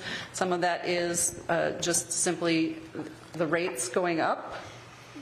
Our tax is 6% based on the gross, so as the rate for these providers goes up, our tax goes up a little bit. We are continuing to monitor telephone and cellular, although we've kind of seen that level out a bit on changes. Right now, we're really keeping an eye on cable as more people are cutting cable and going to streaming services, which are not subject to utility tax. So we have projected a decrease from 2024 year-end estimates, and that's another one that I monitor on a quarterly basis to see where that is headed. So in total, our revenue projections are projected to increase slightly over 2024 year-end estimates. This is everything. This piece that's in the document is in the budget document in the executive summary section. It is the very beginning of the executive summary. The first page is all of our revenues. The second page is all of our expenses. So you will see in that revenue probably a significant increase or decrease towards the bottom in investment interest, and that is because of the early debt payment. We're taking a good chunk of our cash that we have invested and paying that off, so we would not be getting interest on those dollars any further. So. Just in time. So our next steps, we have study session number 2 is scheduled for October 21st. That session will focus on expenditures, council goals, the items related to those council goals, and our community grants. And then we also have our first public hearing on that evening for the budget. So that concludes my presentation, and if you have any other questions, I'm happy to answer them. Leslie, first, sorry. No, go ahead. First off, thank you. And it's always fascinating to see the budget when it comes together. It's such a tremendous amount of work. The entire organization focuses on this and helps us get a sense of where we're going. And it is, I often say, the single most important policy document that we have. This is where the rubber meets the road and where we start putting dollies behind the things that are important, and lesser priorities we don't. It looks, we're off and running. I haven't given it a full read yet. I was looking for budget policies, and the only policies I could find was on debt service on page 27. But there are some other policies that that we have as a council an obligation to see that we're following those policies, and I haven't seen those for a while. We follow that full budget guideline section. I believe that was adopted by council or approved by council, the guidelines, and that is what but specific budget policies, there are just a couple on the strategic reserve, debt management. Yeah, and so we have those listed, but I was remembering, I thought, maybe I just missed it, maybe you could help me see where it is. I was remembering a policy, and maybe it's a guideline, that we will council review the development impact fees on a regular basis, I think, each budget cycle. I just didn't see that. I easily could have missed it. But I think there were a couple of other things that we have some duty to, kind of check off and all. And so I was looking to get reacquainted with those. I think, Steve, you and I chatted about this the last budget season that we went through as well. So that we would have an opportunity to get those policies, because we just really haven't had a chance to get eyes on them, in my view, for a while. So if I may, Steve, and Leslie and company, let's go ahead and provide the council with the actual, any policies or guidelines relating to budget, and have that separated, so we can just know that that's all we're looking at, so that we all refresh our, what is that we have. Is that fair enough? Yeah, that would be great. And I easily could be misremembering this, but I do recall a discussion some years back that was focused over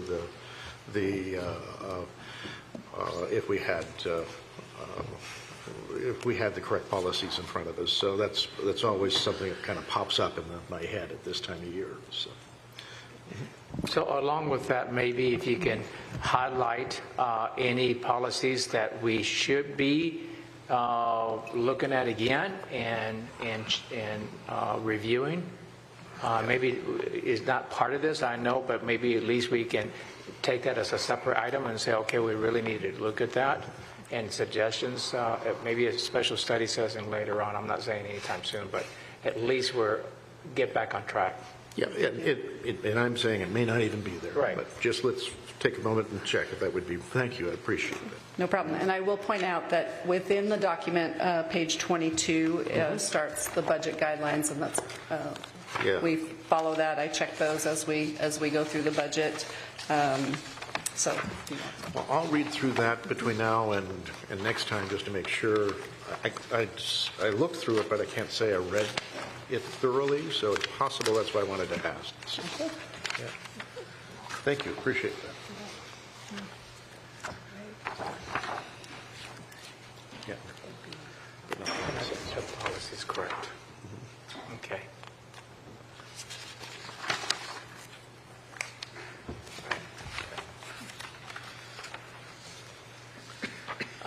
Any other questions? I know we have 2 more study sessions, but I would ask if there is anything that you would like council to really focus on and really understand to help out, what what would that be? What part of this whole thing would you really need us to understand and make sure that we've asked and clarified that part? That's a good question. One I had not considered before this meeting. I printed 8,000 other things prepared for questions, and that wasn't one that I expected. Well, give us some thought. Give us some thought. Maybe bring it to us because we still have time. Yes. In the next meeting, we'll have the third and the final process to say for you to say, you know, I could really use your help if you just really focus on this. Can do. Yeah. Thank you. Okay, thank Councilmember Worthington. Thank you. I guess I do have one question specific to one of the departmental budgets, which is the city council budget. So I was doing some math here earlier. In 2022, council budget was about 182,000, almost 183,000. It is now 340,000. It's increased by 157,000, or about 86% in 4 years. Is that driven by goals, or what's doing that? It's driven by a couple of things. There was the salary increase. Additionally, the additional 70,000 that was added for council travel for NLC and various council travel is the largest piece. So that's about 110, I think. 110, yes. Yeah. All right. Well, that's certainly a big chunk of that 157,000. So. Good. Okay. Thank you. Okay. Oh, Mayor Pro Tem Wood. Just one more quick question. Looking at, I was going through the policies and it talked, or the guidelines, and it talked about the strategic reserve fund, and it brought a question to mind. Our strategic reserve fund has been $4 million for a long time, and it's projected to stay at $4 million through like 2034. Should we at some point as a council be looking to do an inflationary increase on that? Because it's going to have a lot less value in 2034 than it did, 10 years ago. We contribute to that each year. The recommended amount is between 5 and 15%. Several years ago, council directed us to get that closer to the 15%. So with each budget cycle and in the forecast, I have transfers from the general fund into the strategic reserve so that it remains at that 15% throughout the forecast. Got it. Thank you. Yeah, so it sort of has inflation built in. Okay. Okay. We'll then hear from you again soon. Yes. Great. Thank you. Okay. And the next study item is number 13, comprehensive plan update. This is the third study for the passage of an ordinance. And staff member Kevin Brisky, Community and Economic Development Director, as well as Kenneth George, Planning Manager.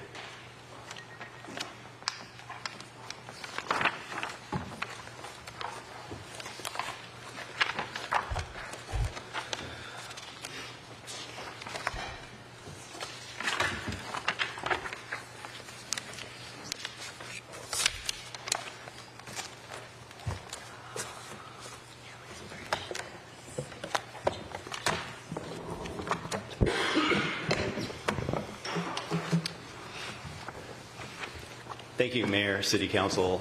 Kevin Brisky with the Community and Economic Development Department, here tonight with Kenneth George, our planning manager and kind of project lead on the comprehensive plan update.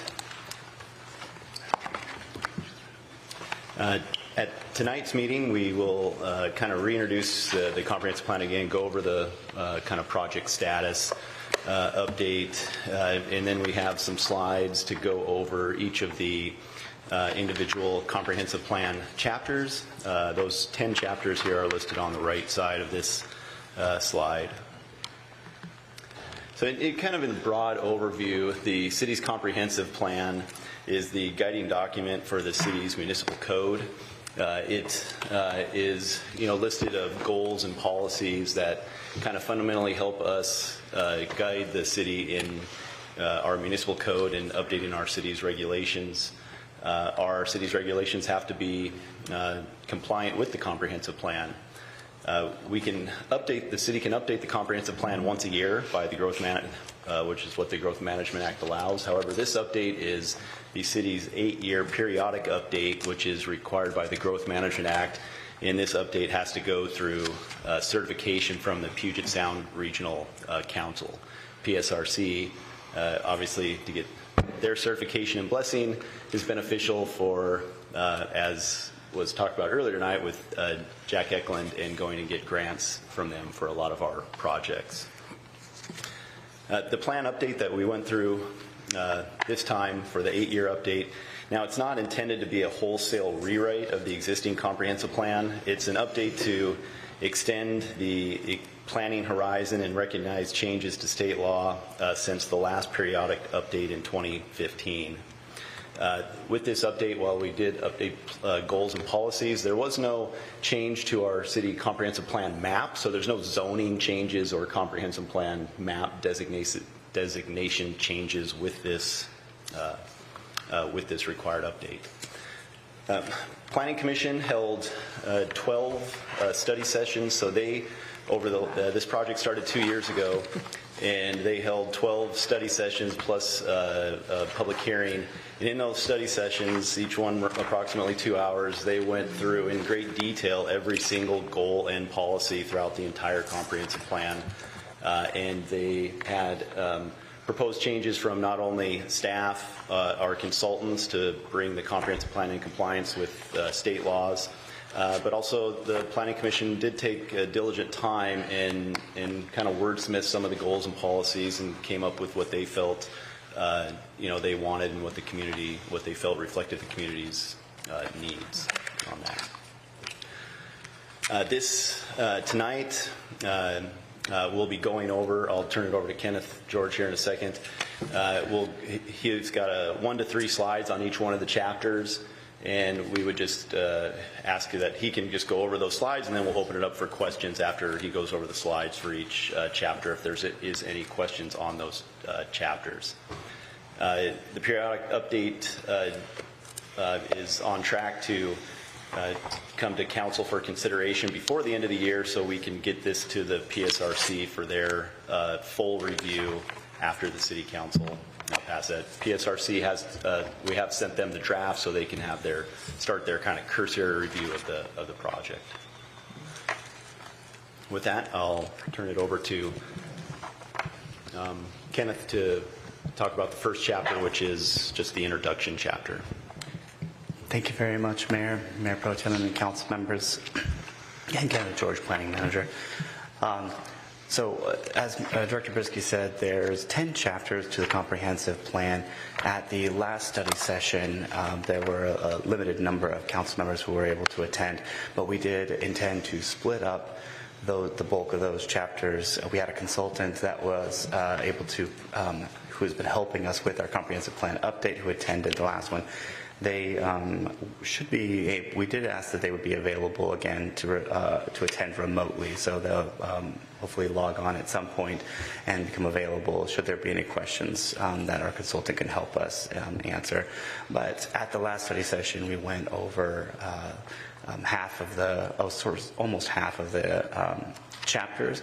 A couple of the chapters we did miss that we intended to bring tonight were the introduction chapters, but tonight we'll go through all of the chapters sequentially, and we'll go and review the chapters that were presented last time and provide some examples that we didn't really necessarily have, some examples from the last study session. So starting with the introduction chapter, this is not a mandatory chapter this is just the introduction to the comprehensive plan. It's the first chapter, and it provides a brief history of the City of University Place.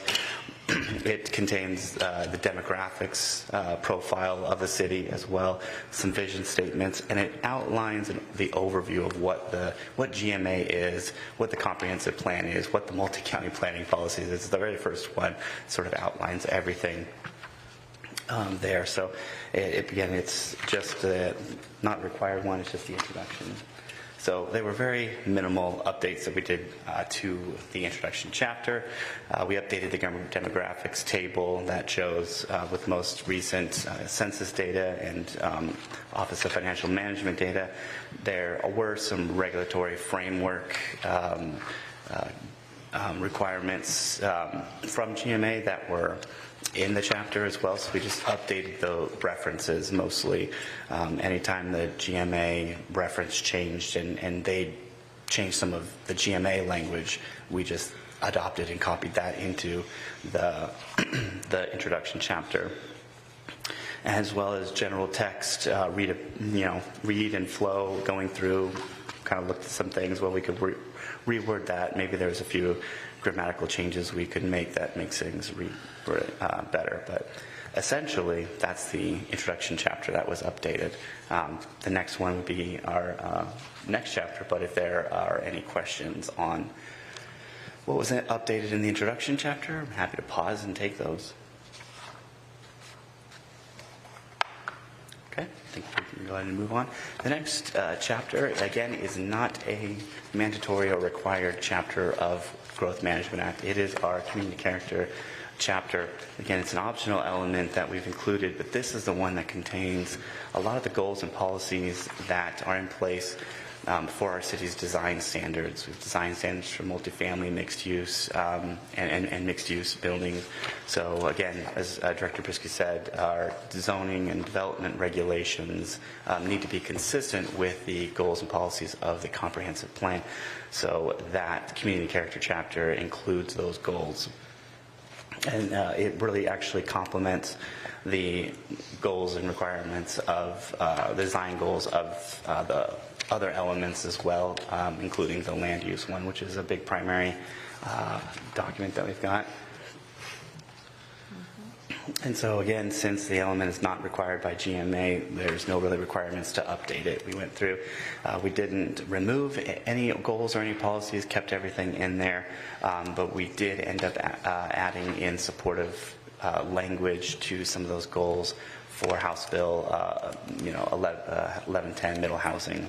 And then again, went through and updated any guidance, any readability, and some of the language and the text that was there. And also, community character element doesn't include any maps at all or anything in there. It's just all text, goals, and policies. Providing just a bit of an example, that's we wanted to provide a minor change. This was, I can attest this was a planning commission recommendation. They went through this and didn't like the term visual clutter and decided to use distracting visual congestion in lieu of that. So following last study session on providing, we kept mentioning that we've made minor changes. Here's an example of a minor change. It's just a quick update. And there's a few others that we've changed where some of the goals had said to adopt or implement a program or a policy, and so we've already adopted our form-based code. And so in this particular one, we just changed adopt and implement to maintain the city's form-based code. We did, again, following my previous mention, that we've included some middle housing supportive language in compliance with House Bill 1110 to allow middle housing, as well as another House Bill 1923 to use clear and objective design standards for exterior new development. So we did add a new policy in there to incorporate design standards for middle housing types and ensure those are compatible with design with respect to existing residential neighborhoods. So again, House Bill 1110 supportive language, and that would be the end of. A quick question on design standards. Do we specify, we wouldn't specify here, who does the design, if that's or do we? That's so who has the design review? Is that specified in the comp plan? I wouldn't think so, but I wanted to check. No, if you're meaning since it's an administrative approval or is it a quasi-judicial approval, that sort of, no, that is not specified in the comp plan. Thank you. We have Councilmember Fleming. Thank you, Mr. Mayor. Under the events and community buildings, just help me understand the rationale for removing the examples that you had in that paragraph of community events. Which page 5. Oh.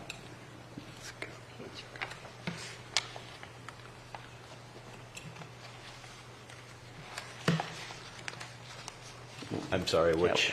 What was the rationale for removing those examples that you gave here of community events? So on the, was it on one of the PowerPoint slides? It's in the Stryker version, but there's a list of each of the community events, Duck Days, current apple orchard, that Stryker version shows it. Oh, yes. Thank you. I think you're talking specifically not to the PowerPoint, but the comp You're plan. kind of moving through this whole thing. I didn't want to bypass that since that's where we are. Give us 1 second. Yeah, we can bring up the policy here. And Yeah, I believe now you're triggering my memory, and so I think the rationale was to remove, just to remove the list of what our events were and make it so that those are not necessarily included in the comprehensive plan, and they're more free-flowing. I don't believe Duck Days will ever change, but it's just to remove them from it and have it not be embedded in the actual comp plan. Hey, I think the way when I'm looking at this, our comp plan, the examples support the things that we do as a community that makes us a community, that defines us as a community. To sterilize that, I'm a little bit lost on that. Can you help us understand the point? Well, that was my point. Okay, so sterilize, stream being striked out. Right. Right, okay. yeah, Can I comment on that? we're going to find this section here, and then I'll be able to answer your question. Don't belabor it. We can talk about it later. I just, to me, I think our community's proud of the things they do, and they're proud of the events that help define who we are as a community. So I just thought it was odd that we would remove it, that's all. Yes, now I did find it, and I can answer your question. We removed it from the events and community narrative text, but it is included. We ended up taking it out of the narrative and adding it to a policy. So policy CC2B includes a list of the events and the narrative section describing that policy. Gotcha. CC2B is on the next page, page 6, so that lists it there. Okay. Yep. That's all I need. Thank you. Yep, it's there. Thank you. Okay, we're good. Go on. We can move forward. Land use? Yes, perfect. Thank you very much. And we'll move on to land use again. Land use was presented at the last study session with our consultant and with assistance. So land use again is one of the larger elements or more required elements, and it's one of the mandatory ones. So, and the main focus of it was one of the main focus of the periodic update that we've received most of the required updates from PSRC's Vision 2050 and the multi-county planning policies. So that one was updated to be consistent with all of the multi-county planning policies and countywide planning policies, as well as that when we did the growth targets for housing, employment, and I'm forgetting another one there. Population. Population, yes. Those targets were updated in the land use element more specifically, and as well as the housing element.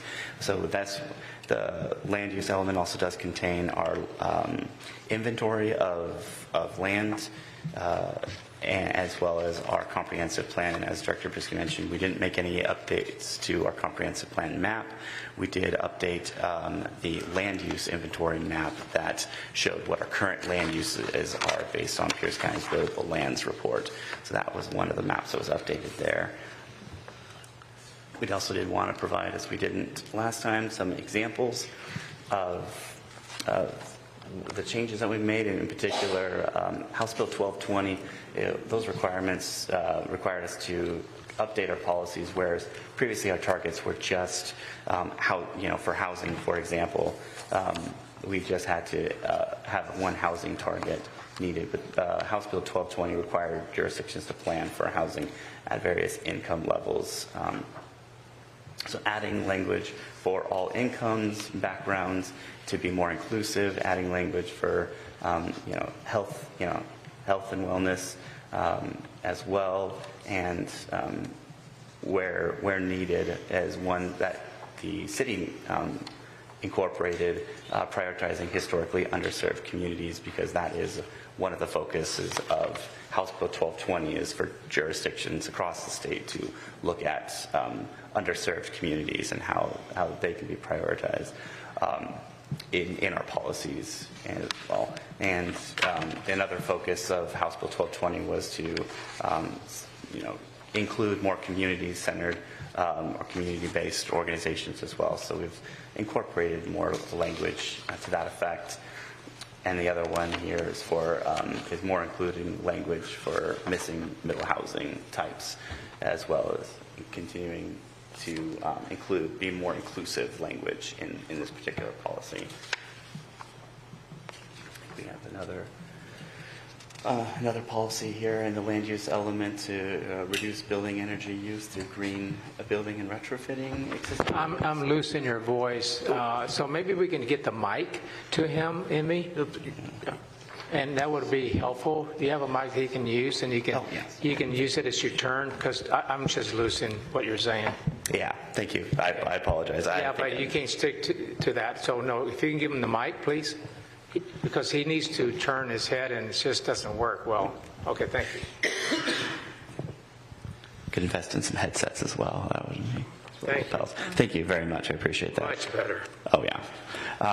Next examples are for retrofitting green energy use. Again, this was a change in the multi-county planning policies, so the language was added to retrofit existing buildings. This is just we wanted to provide this example of a policy that already existed to kind of support this, but because of changes in the multi-county planning policy language, those language were taken out and adapted into an existing policy.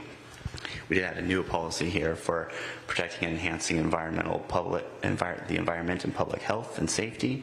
So this land use policy, LU1H, is a new one that was also included to look at livability needs assessment tools. There's a lot of tools that are out there, or health impact assessment tools that we were able to identify. We didn't pin down any particular one tool to use, but to continually look at these tools that are available for evaluating planning projects and their disproportional effect on populations.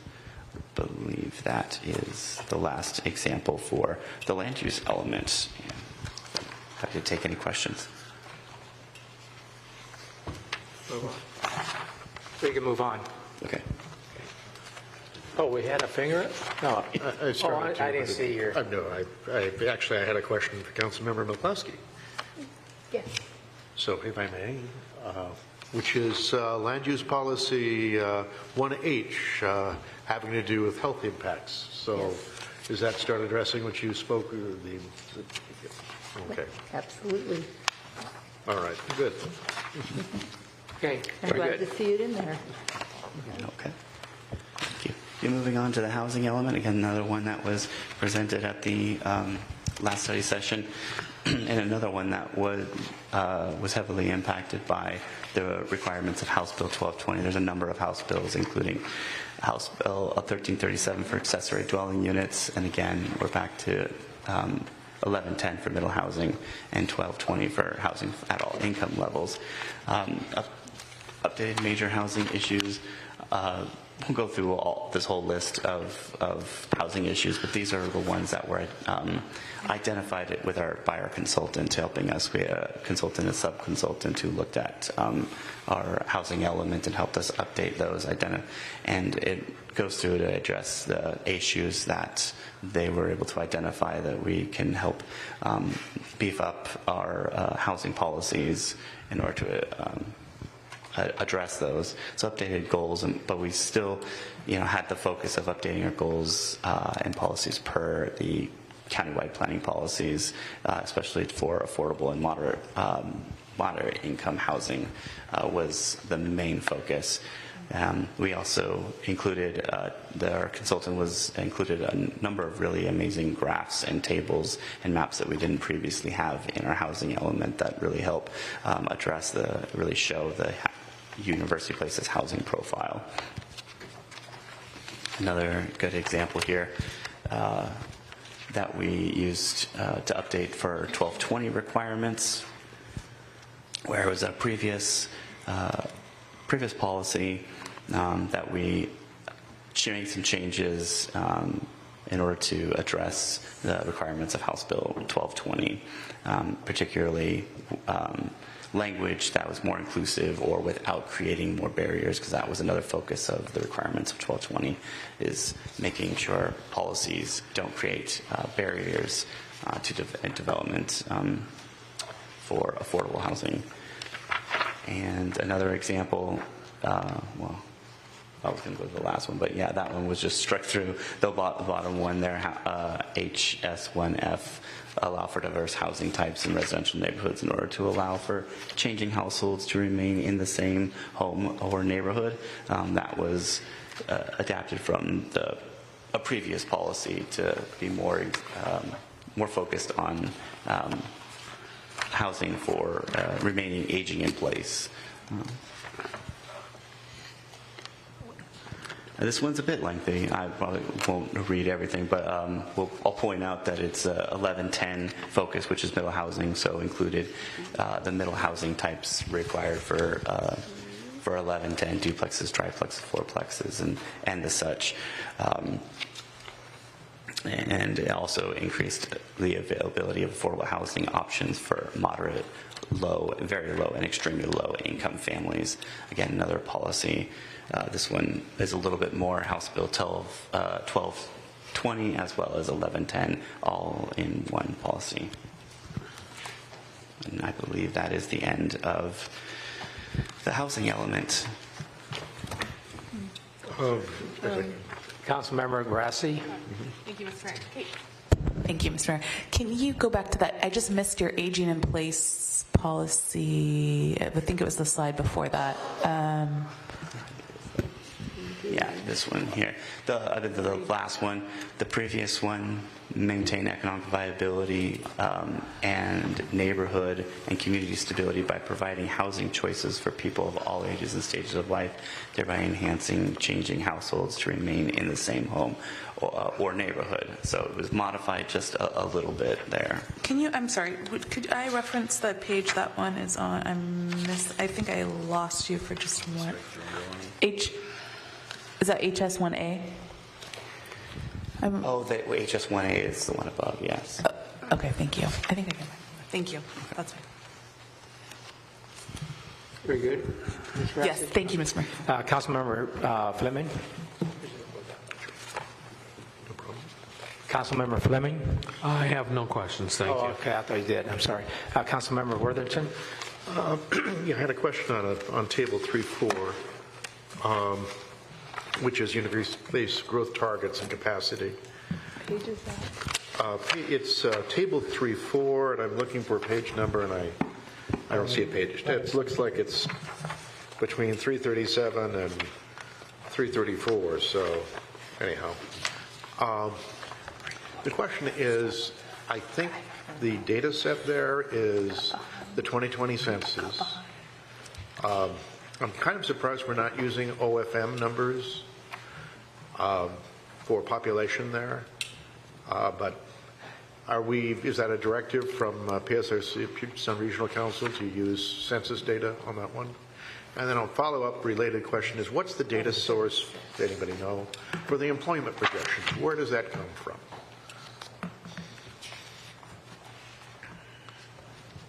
Since we need to plan for those employment projections, and we can quibble over the population allocation process a whole bunch, but it's not entirely in our control, so. For that second question there, I do believe we do have a consultant. This might be one you're referencing the data set for the employment, and so maybe that is one that if our consultant is available, he might be able to chime in on. And I can get that information later. It certainly is not critical to the moment. Just I just want to get the veracity of that data set and what we can do with those employment numbers. Since that's a driver for our capacity planning. So yeah, so is your question on table 3-4 then the population? Because the 2020, I know that number is both the OF that 34,866 is the OFM number, I think, and the census number. Yeah, it's one and the same. That's the census date, but with the subsequent years saw somewhat significant population growth. So we're up 2,000 people at least since then. Come 2020, I don't know what the OFM number was most recently, but I think it was just about 36,000. So yeah, the current 24 number is 35,970, I believe, from OFM. That was my general recall, but yeah, okay. And the job numbers are coming down from Vision 2050 with the population allocations that get distributed from PSRC. Yeah. And so those are established there. But we can, if you're looking for a little more information on where some of that data set is, we and it's just the techno nerd. We also we have our consultant online, and he has his hand raised, so he might have some information on that as well. Yeah, hi everybody. Thomas Carter, Associate Planner for LDC. Kevin, I think you actually covered it. Yeah, we got our numbers from PSRC. I believe it was the 2022 numbers. There is, I can provide the link. I believe I sent it to Kenneth before, and I can go through my emails and send him that information again. But yes, it was directly from PSRC that we got those numbers, and then ran it through some calculations on our own. Councilmember McCluskey. All right, thank you. I'm looking at HS 3D. We need to identify populations that are at high risk for displacement. Is that a directive that we need to do? Yes. Okay, and when do we need to do that by? Well, it's in our the comprehensive plan is for the 20, we have our 20-year planning horizon, so the policies are in place, envision that we'd begin to, take effect within the next 20 years, I believe.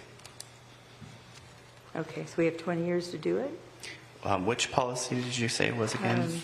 HS3D. Right, it says we need to identify populations that are at high risk for displacement.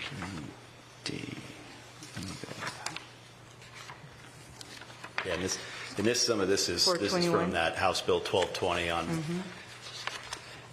It's giving direction where we have to create the policies without necessarily having to build the homes or find the growth, but we have to have the policies and show how much, how many homes and that would need to be provided in various income levels, and of which would be some what might be at high risk of displacement, and take into those factors of displacement risk when implementing regulations. So there's not a real, the policy's there as kind of an umbrella policy to help us meet 1220. However, there's not any identifying timeline, I guess you would say, or directive for that yet from the state. And this planning document in general is, as Kenneth said, a 20-year horizon document. As part of the requirements, too, this is 1220. It was the first first requirement for jurisdictions to develop or look into a displacement risk assessment is one of our other requirements. So we did conduct, through another consultant, conduct a displacement risk assessment for over the city, which identified areas of the city at risk of displacement. The PSRC also does have, it ended up looking like a map that we didn't get included into the comp plan. It is a separate document that I believe it was part of our a previous middle housing grant that we received, where we created anti-displacement risk assessment.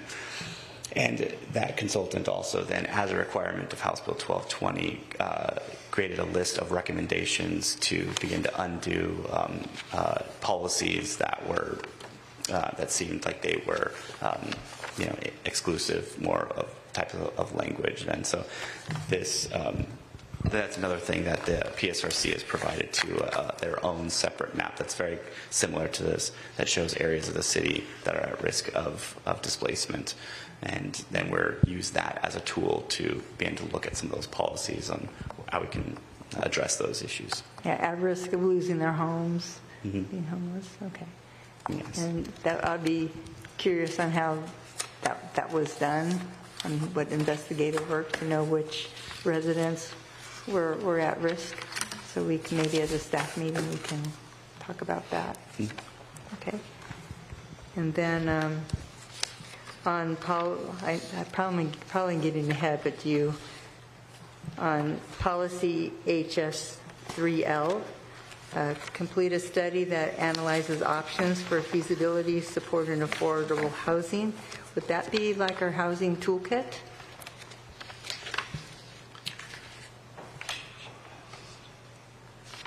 So 3L? Yeah, HS3L. Okay.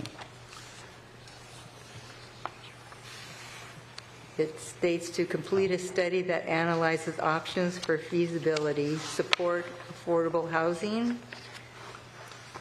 And I'm assuming that's what our housing toolkit would be used for? So if I may, I think that just a linked, is our housing toolkit mentioned to do that job, or is this different? Is that what I'm hearing? Yeah, I'm wondering if that's... if there's a linkage there to what we're doing, yes. because we're using that kit, or is it something different from a different source? We do reference the housing toolkit in various portions of the plan. Correct, but it wasn't like the UP housing toolkit actually like named. So thank you for saying that, because I was wondering about when it was mentioned earlier, is this the housing toolkit we adopted and say what we're going to use? I wasn't clear on that. You're very familiar with housing, so yeah. So maybe if you can if you don't have an answer now, you don't have to start looking. I think that just bring it forward to the next round. Okay. Yeah. Is that fair enough? Yeah. Okay. Okay. And I found a typo. Permanent supportive housing, emergence housing for persons with disability. You say president's health status. So you probably mean residents. I believe so. Health status.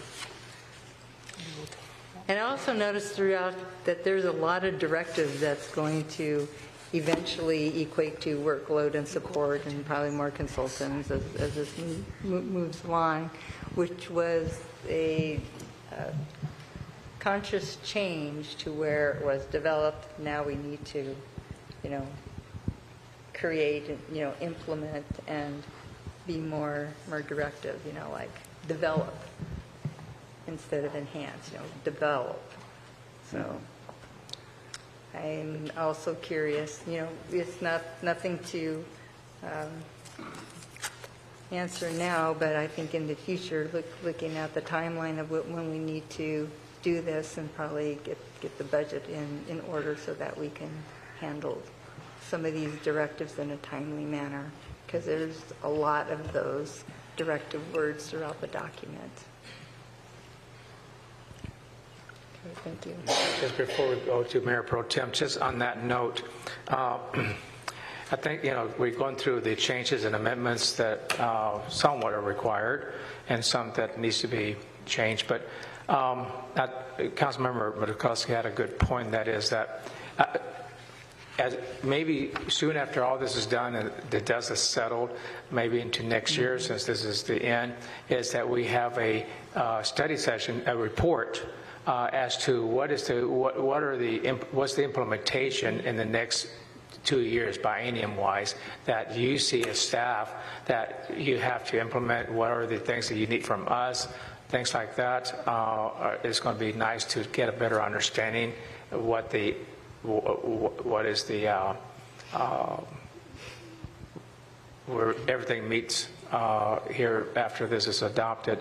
I think we're already doing some of that, though. We worked on this quite a bit, especially in the housing part, that we've already started a lot of this. So I think some of the work has already either been done or ongoing, and it's been identified and budgeted. So I think it's just a little refresher where we're at and what is left that you see support from us. And maybe we can do that in January, February. Yeah, that's. I think that's a great idea. Yeah. We can move forward with that because you are correct, Mayor. Some of the stuff we've already started the implementation of House Bill 1110, and that's already been okay. So budgeted for those things. let's just keep that on track, and we'll go from there. Is that fair enough? Yep. Okay. Thank you. You're welcome, Mayor Pro Tem Wood. Thank you, Mayor. So on HS3A, you had a whole bunch of definitions, affordable housing, low-income households, et cetera, that have been stricken. Yet I see those terms still being used throughout the remainder of this document. And I kind of think those definitions are pretty important and valuable. Are they incorporated somewhere else? Are they incorporated by reference? Is there somewhere? Yes, they were taken out and they were put, the comprehensive plan already has a glossary section, but these were in the policy. So we took it out and just put it in the glossary at the end of the comprehensive. Okay, thank you. Anyone else? Okay, so in clarification, I lost track. We have one more, I believe, after this, correct, to finish off? Yeah. Council meeting. So helping me out where we're at as far as finishing off going through this, that you need to. I believe there are about 10 more slides here. Oh, some of the other elements will be a little more probably quick because there's, and then there's one more. Right now, there's one more scheduled council meeting for the public hearing and action on December first meeting in December. Okay, thank you. So go ahead. Okay. We'll move on to. I lost. Now I think I hit the button too many times. Do you remember? Are we on environmental management? Okay, thank you. Yeah. This is the halfway mark, but that's right. Chrissy said we can go through these pretty quickly. The environmental management element was also another one that didn't receive a whole lot of updates to it. The big one is to update references to ecology's guidance and RCWs and all those references. But in terms of what the states, there's no House bills that have changed. There's no updates to that effect.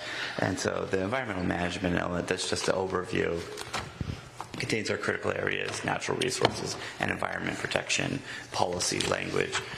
Covers steep slopes, drainage streams, wetlands, shorelines, and aquifers, and a whole gamut of there. So the next slide is just another example of how some of the policies were updated. There were not a whole lot in there, but I provided some here, including this is a particular one, the first one, EN1F, adding language, best available climate change and sea level rise science was added, as well as collaborating with federally recognized tribes, which was that, I guess I take it back, that was another House bill that was passed, that our policies should include language that incorporates coordination with the tribes more as well. It was another House bill, so that language was added in here as well. And mitigating for urban heat in the second policy here, as well as providing tree canopy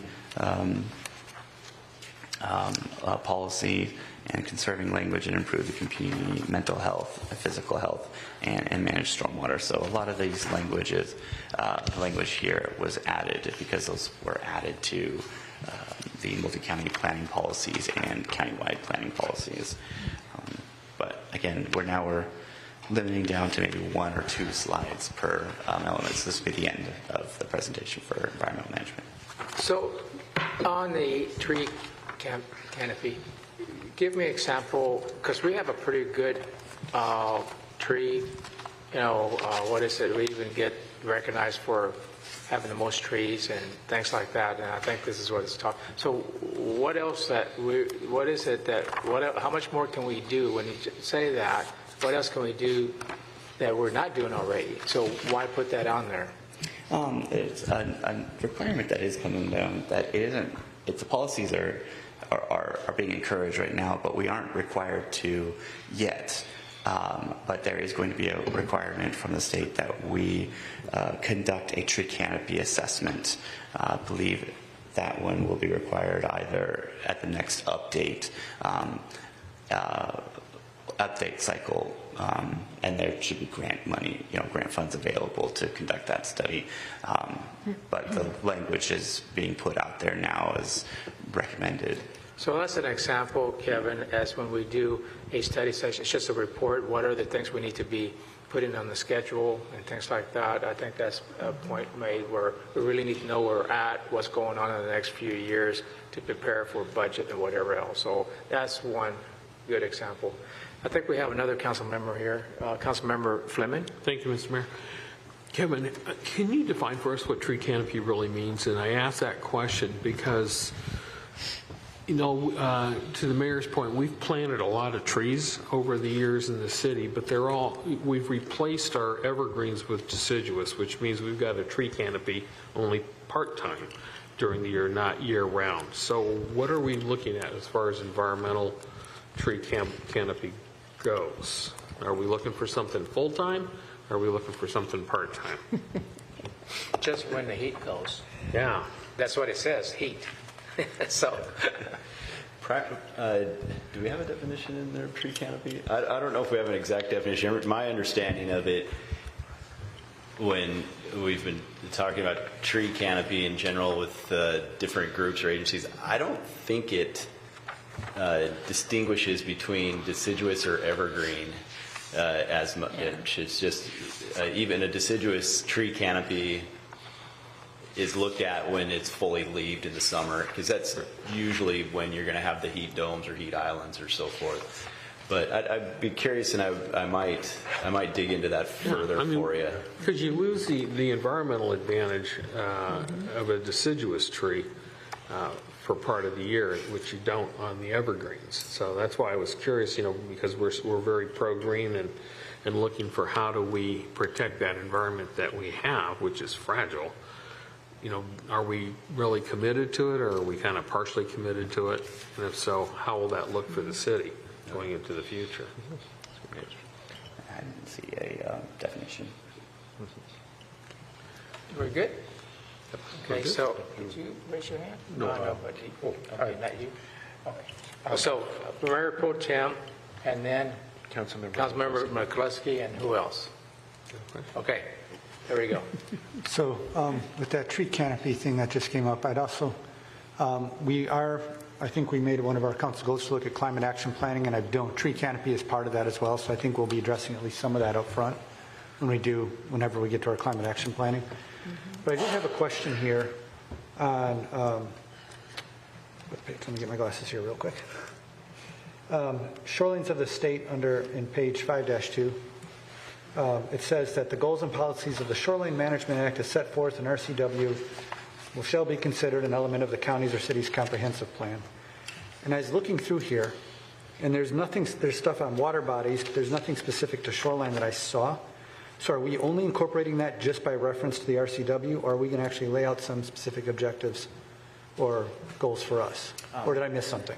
Yeah, we do have an entirely separate element for shoreline management. Oh, we do? Okay. Yeah, separate from the environmental management. It does include shorelines as well. It's, they work together in coordination, but there is an entirely separate chapters devoted to shoreline management. Okay, that makes it easy. Thank you. Councilmember McCluskey. All right, thank you, Mayor.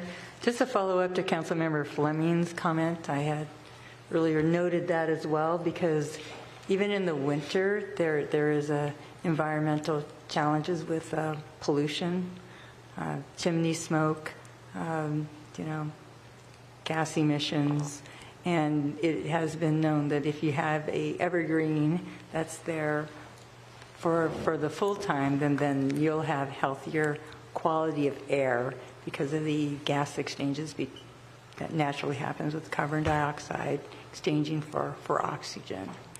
So I'm always a proponent for the evergreen. Deciduous is beautiful and nice, and I like how the leaves change in color, but it doesn't fulfill what even though this is directed at urban heat, maybe if we could expand it to also direct at pollution control as well, because there's a lot of health and wellness that can come, especially throughout the winter months.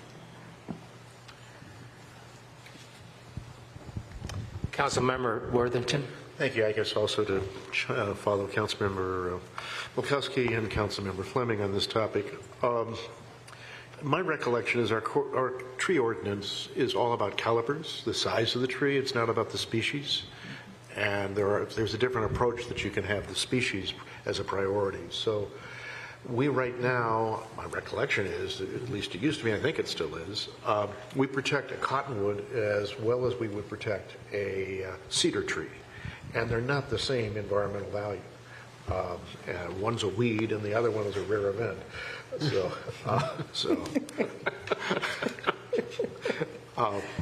Any case, so there's a different, we could do something about that. But, yeah. Good point. Okay, anything else? Oh, no, that would be it for that chapter. Happy to move on to the next. Just a few slides here for transportation.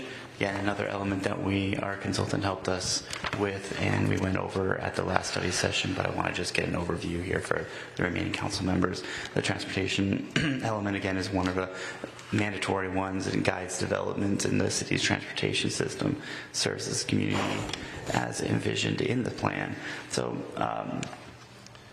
it incorporates mobility, transit, multimodal transportation, system resilience, stormwater pollution, mobility patterns, and walkable communities in the transportation element. Go on to the next one. So what we updated here, again, following the consistent pattern that we updated with accordance with multi-county planning policies and countywide planning policies, as well as new changes in state law. One of the new ones was in the regional law changes required infrastructure elements implement resiliency and retrofitting into their policies. I think I did include one of the examples when we move on to those to talk about resiliency again, as that's a climate change, one as well that we're seeing a lot of, and again, as Mayor Pro Tem Wood mentioned, we'll be working on a climate, element in the future as required in 2029 that will include a lot more resiliency language in there as well. PSRC did define resiliency for us as well, and we based updated policies on the engineering's new traffic modeling that they did as well. So we coordinated a lot with engineering to work on updating this element. This was definitely more of one of the more team effort ones, not just planning and consultant, but engineering was made available a lot to help us update the maps and the tables that we have in our transportation element. And then again, slightly going over and just correcting some language that just sounds like it reads better. So I want to provide some examples here on an existing policy. That's everything in black, and added policies to those. such as consider an increased electrification of transportation vehicles. And that it was just the language added there was just for the city to consider. There's no definitive requirement in some of these languages that puts the city on any budgetary requirements. So that was a consideration there as well. And to help reach its greenhouse gas emissions reduction goals. Again, that's added in there. There will be future work on a climate action plan, as well as including a climate change element and resiliency element into the comprehensive plan. But there is a lot of the language that's getting ahead of all that work that's being added in, because PSRC and a lot of other jurisdictions are getting a lot of really good feedback on good policy language to include. And again, the last one there is adding policy for resiliency in the transportation network. I think I might have one more. Is that the end? Okay. Okay, Councilmember Worthington. Yeah, thank you. Two questions. The first one is, you mentioned we have a new traffic model. And is the county using that same model now, or is it unique to us? I believe it's ours, right? I'll have to ask our engineers on that. Okay. So traffic. It can be important over time. So, and I think folks used to be standardized on the county model, but things change. And then when I looked at the transportation map for the 2024, I see we have 3 level E intersections projected. That puts us right on the edge of failure for those 3. And that's going to move them into our capital improvement plan, and they look like they could be pricey ventures, at least in a couple of spaces, because there's physical constraints that are in the way. So that capital improvement program is going to drive our impact fees, and that's going to increase impact fees over to be able to deal with that. And 2044 in the construction of roads is not very far, frankly, if that model is running right. So, Good point. yeah. So this has some interesting implications. I'm sure others have seen that too, and they can tell us more about it. That was just something I was flashing on, was going, oh, level of service E, the next step is failure, and then if we showed that as an F, we wouldn't get this approved. We have to address F in the transportation plan.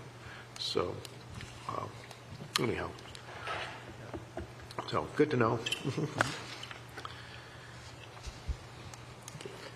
So just on that point, just real quick, Councilmember.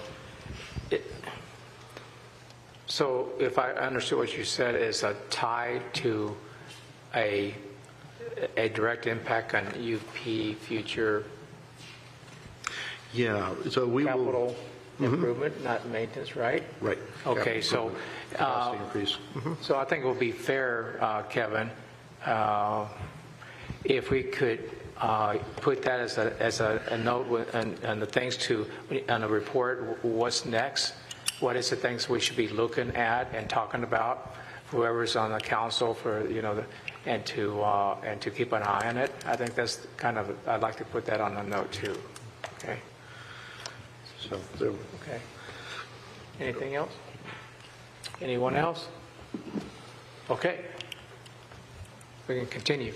All right, I'll try to go a little bit. I recognize our current time limitations as well. So we do have a few more elements, but we're narrowing down to just the one slide each because we have capital facilities element. Also, we updated to be consistent with, again, RCW references. We updated the biggest one in some of these. We're updating our maps as well, our utility maps in there. We coordinated with utility providers as well to get the language in there. The capital facilities element includes So that includes the schools as well. So we we coordinated with them as well, reached out to the school district and helped get some language in there, and our school system updated. That's described in the capital facilities element. One of the examples here that I provided was simply to encourage the siting of human services facilities and community facilities in the Regional Growth Center.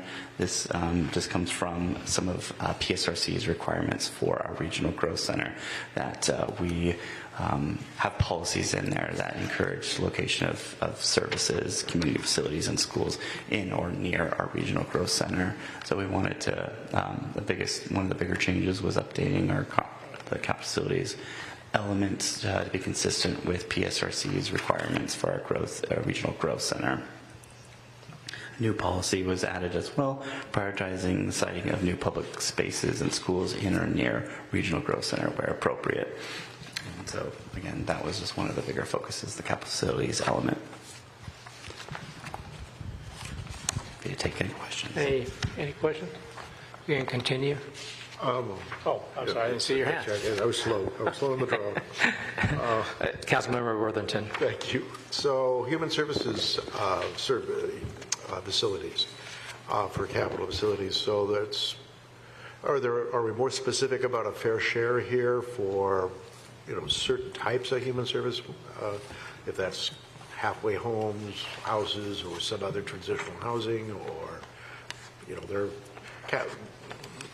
the capital facilities planning has some things that often concern communities, which is why it's in the plan. So we can face that and deal with it. But we don't have a specific fair share of something. We're at this point.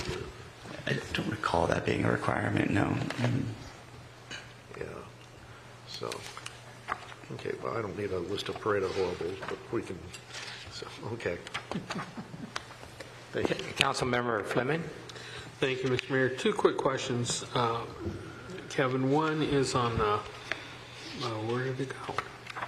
Policy CF6J, where it talks about construction improvements for the civic building to accommodate, it says, new city government facilities to include administrative offices as well as a public assembly room that will serve as council chambers and other uses. What is that? That's my first question.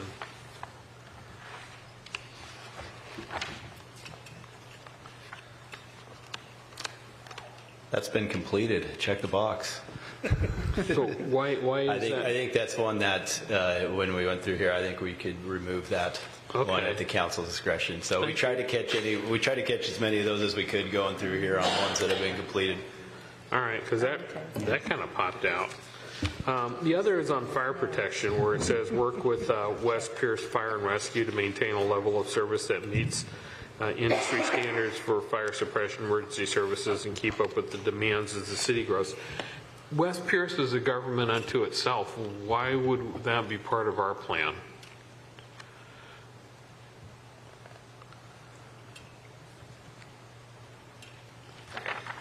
Yeah, I still look at this, as a guidance document. In other words, we should stay in contact with West Pierce as they are as the service provider for the city, and work with them where needed. One of the things we have to do to work with West Pierce is we have a fire code official that works under Planning and Development Services that controls the fire code, which is like where the hydrants go, widths of roadways, turnaround access. So we do play kind of a role in partnership with West Pierce to be able to provide them access and safe access and safe buildings. So shouldn't our policy reflect that versus emergency services?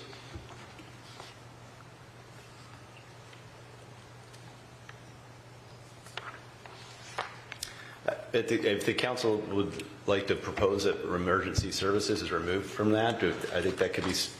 Yeah, I like what you just said, and I would rather insert what you just said in lieu of emergency services, so it's clear, what our roles and responsibilities are as a municipality with regards to, I don't know what we call it, emergency services or whatever. We could look at some slightly different wording on that, because keeping the fire suppression and probably adding something regarding our other role in the regulatory environment for access. Then it's consistent throughout to do that. That's all I have. Okay, just to have some direction for staff, unless somebody's making a suggestion like Councilmember Fleming, unless there is a opposing opinion, they should say so. If you don't have an opposing opinion of some sort, I take it that everybody seems okay with that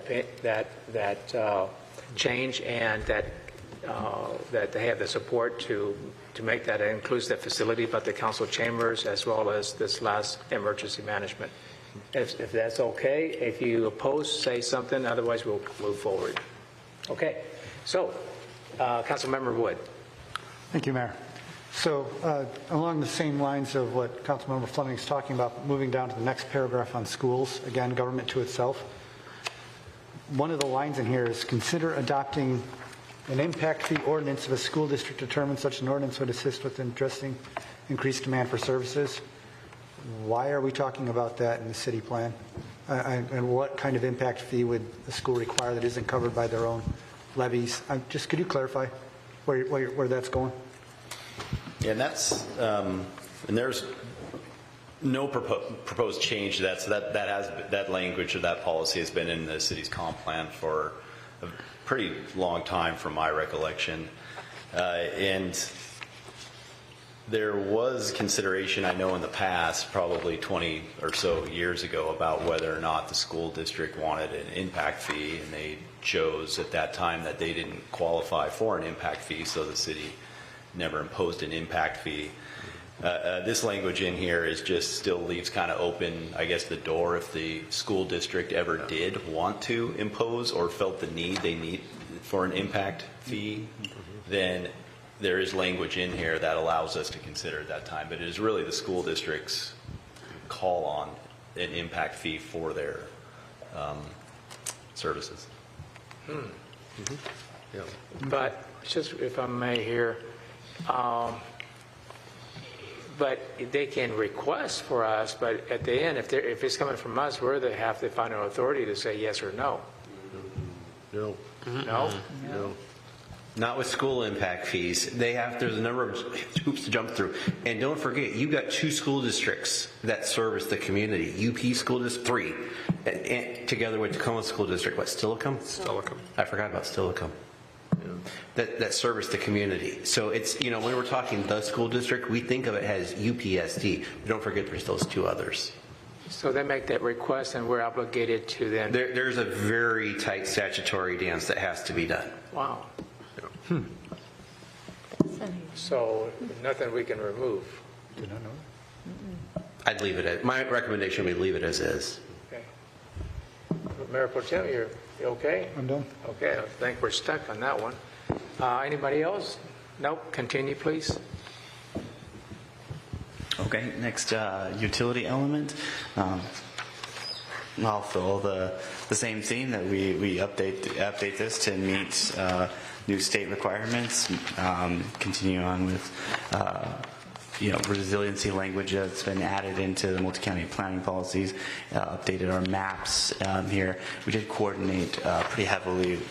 Took quite a while to reach out to the Tacoma Public Utilities, sewer, and Pierce County hazardous waste management, as well as Puget Sound Energy, to ensure that the language that we, not just the goals and policies, but just descriptions of what these utility providers do in the city is updated in our comprehensive plan. So we sent each one of the jurisdictions the sections that are relevant, and they helped us update those as well. And some of the examples were provided here were to, a minor, and then I believe, we wanted to provide one of those minor amendments. So where it said support, said work together with utility providers to enhance resiliency. I believe that some of this language was collaborative with our planning commission as well. Resiliency was added in there, but the work together part, and instead of encourage was adapted to incentivize, and as well added in language for low carbon and renewable energy language as well. And that would be it for utilities. Again, just examples to provide what was changed in there, but utility element was another element that received minor and few amendments.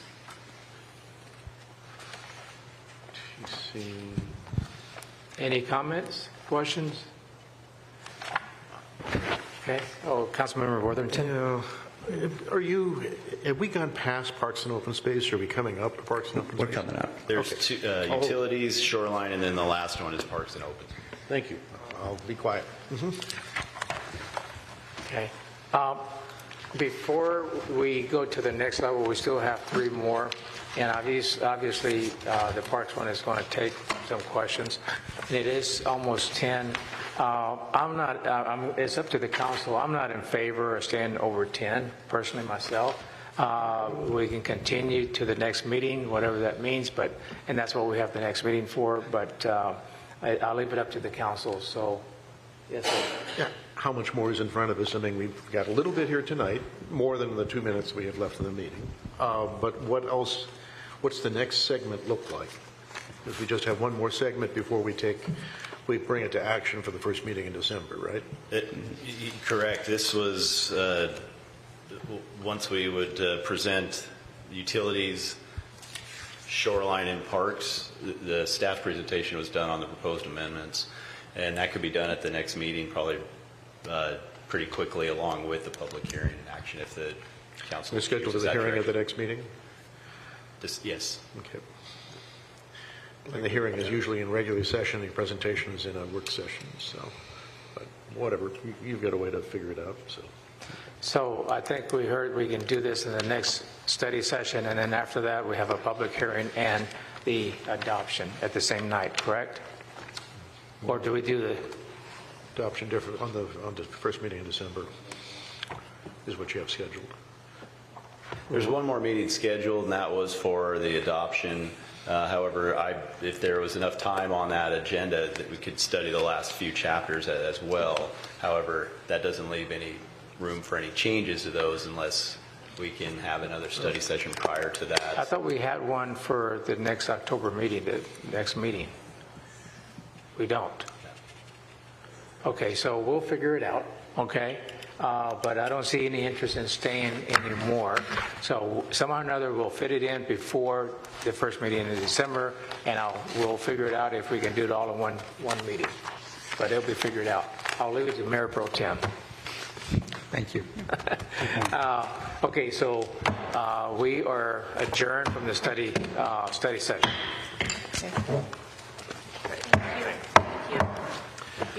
Good stuff. Yeah, this is the best.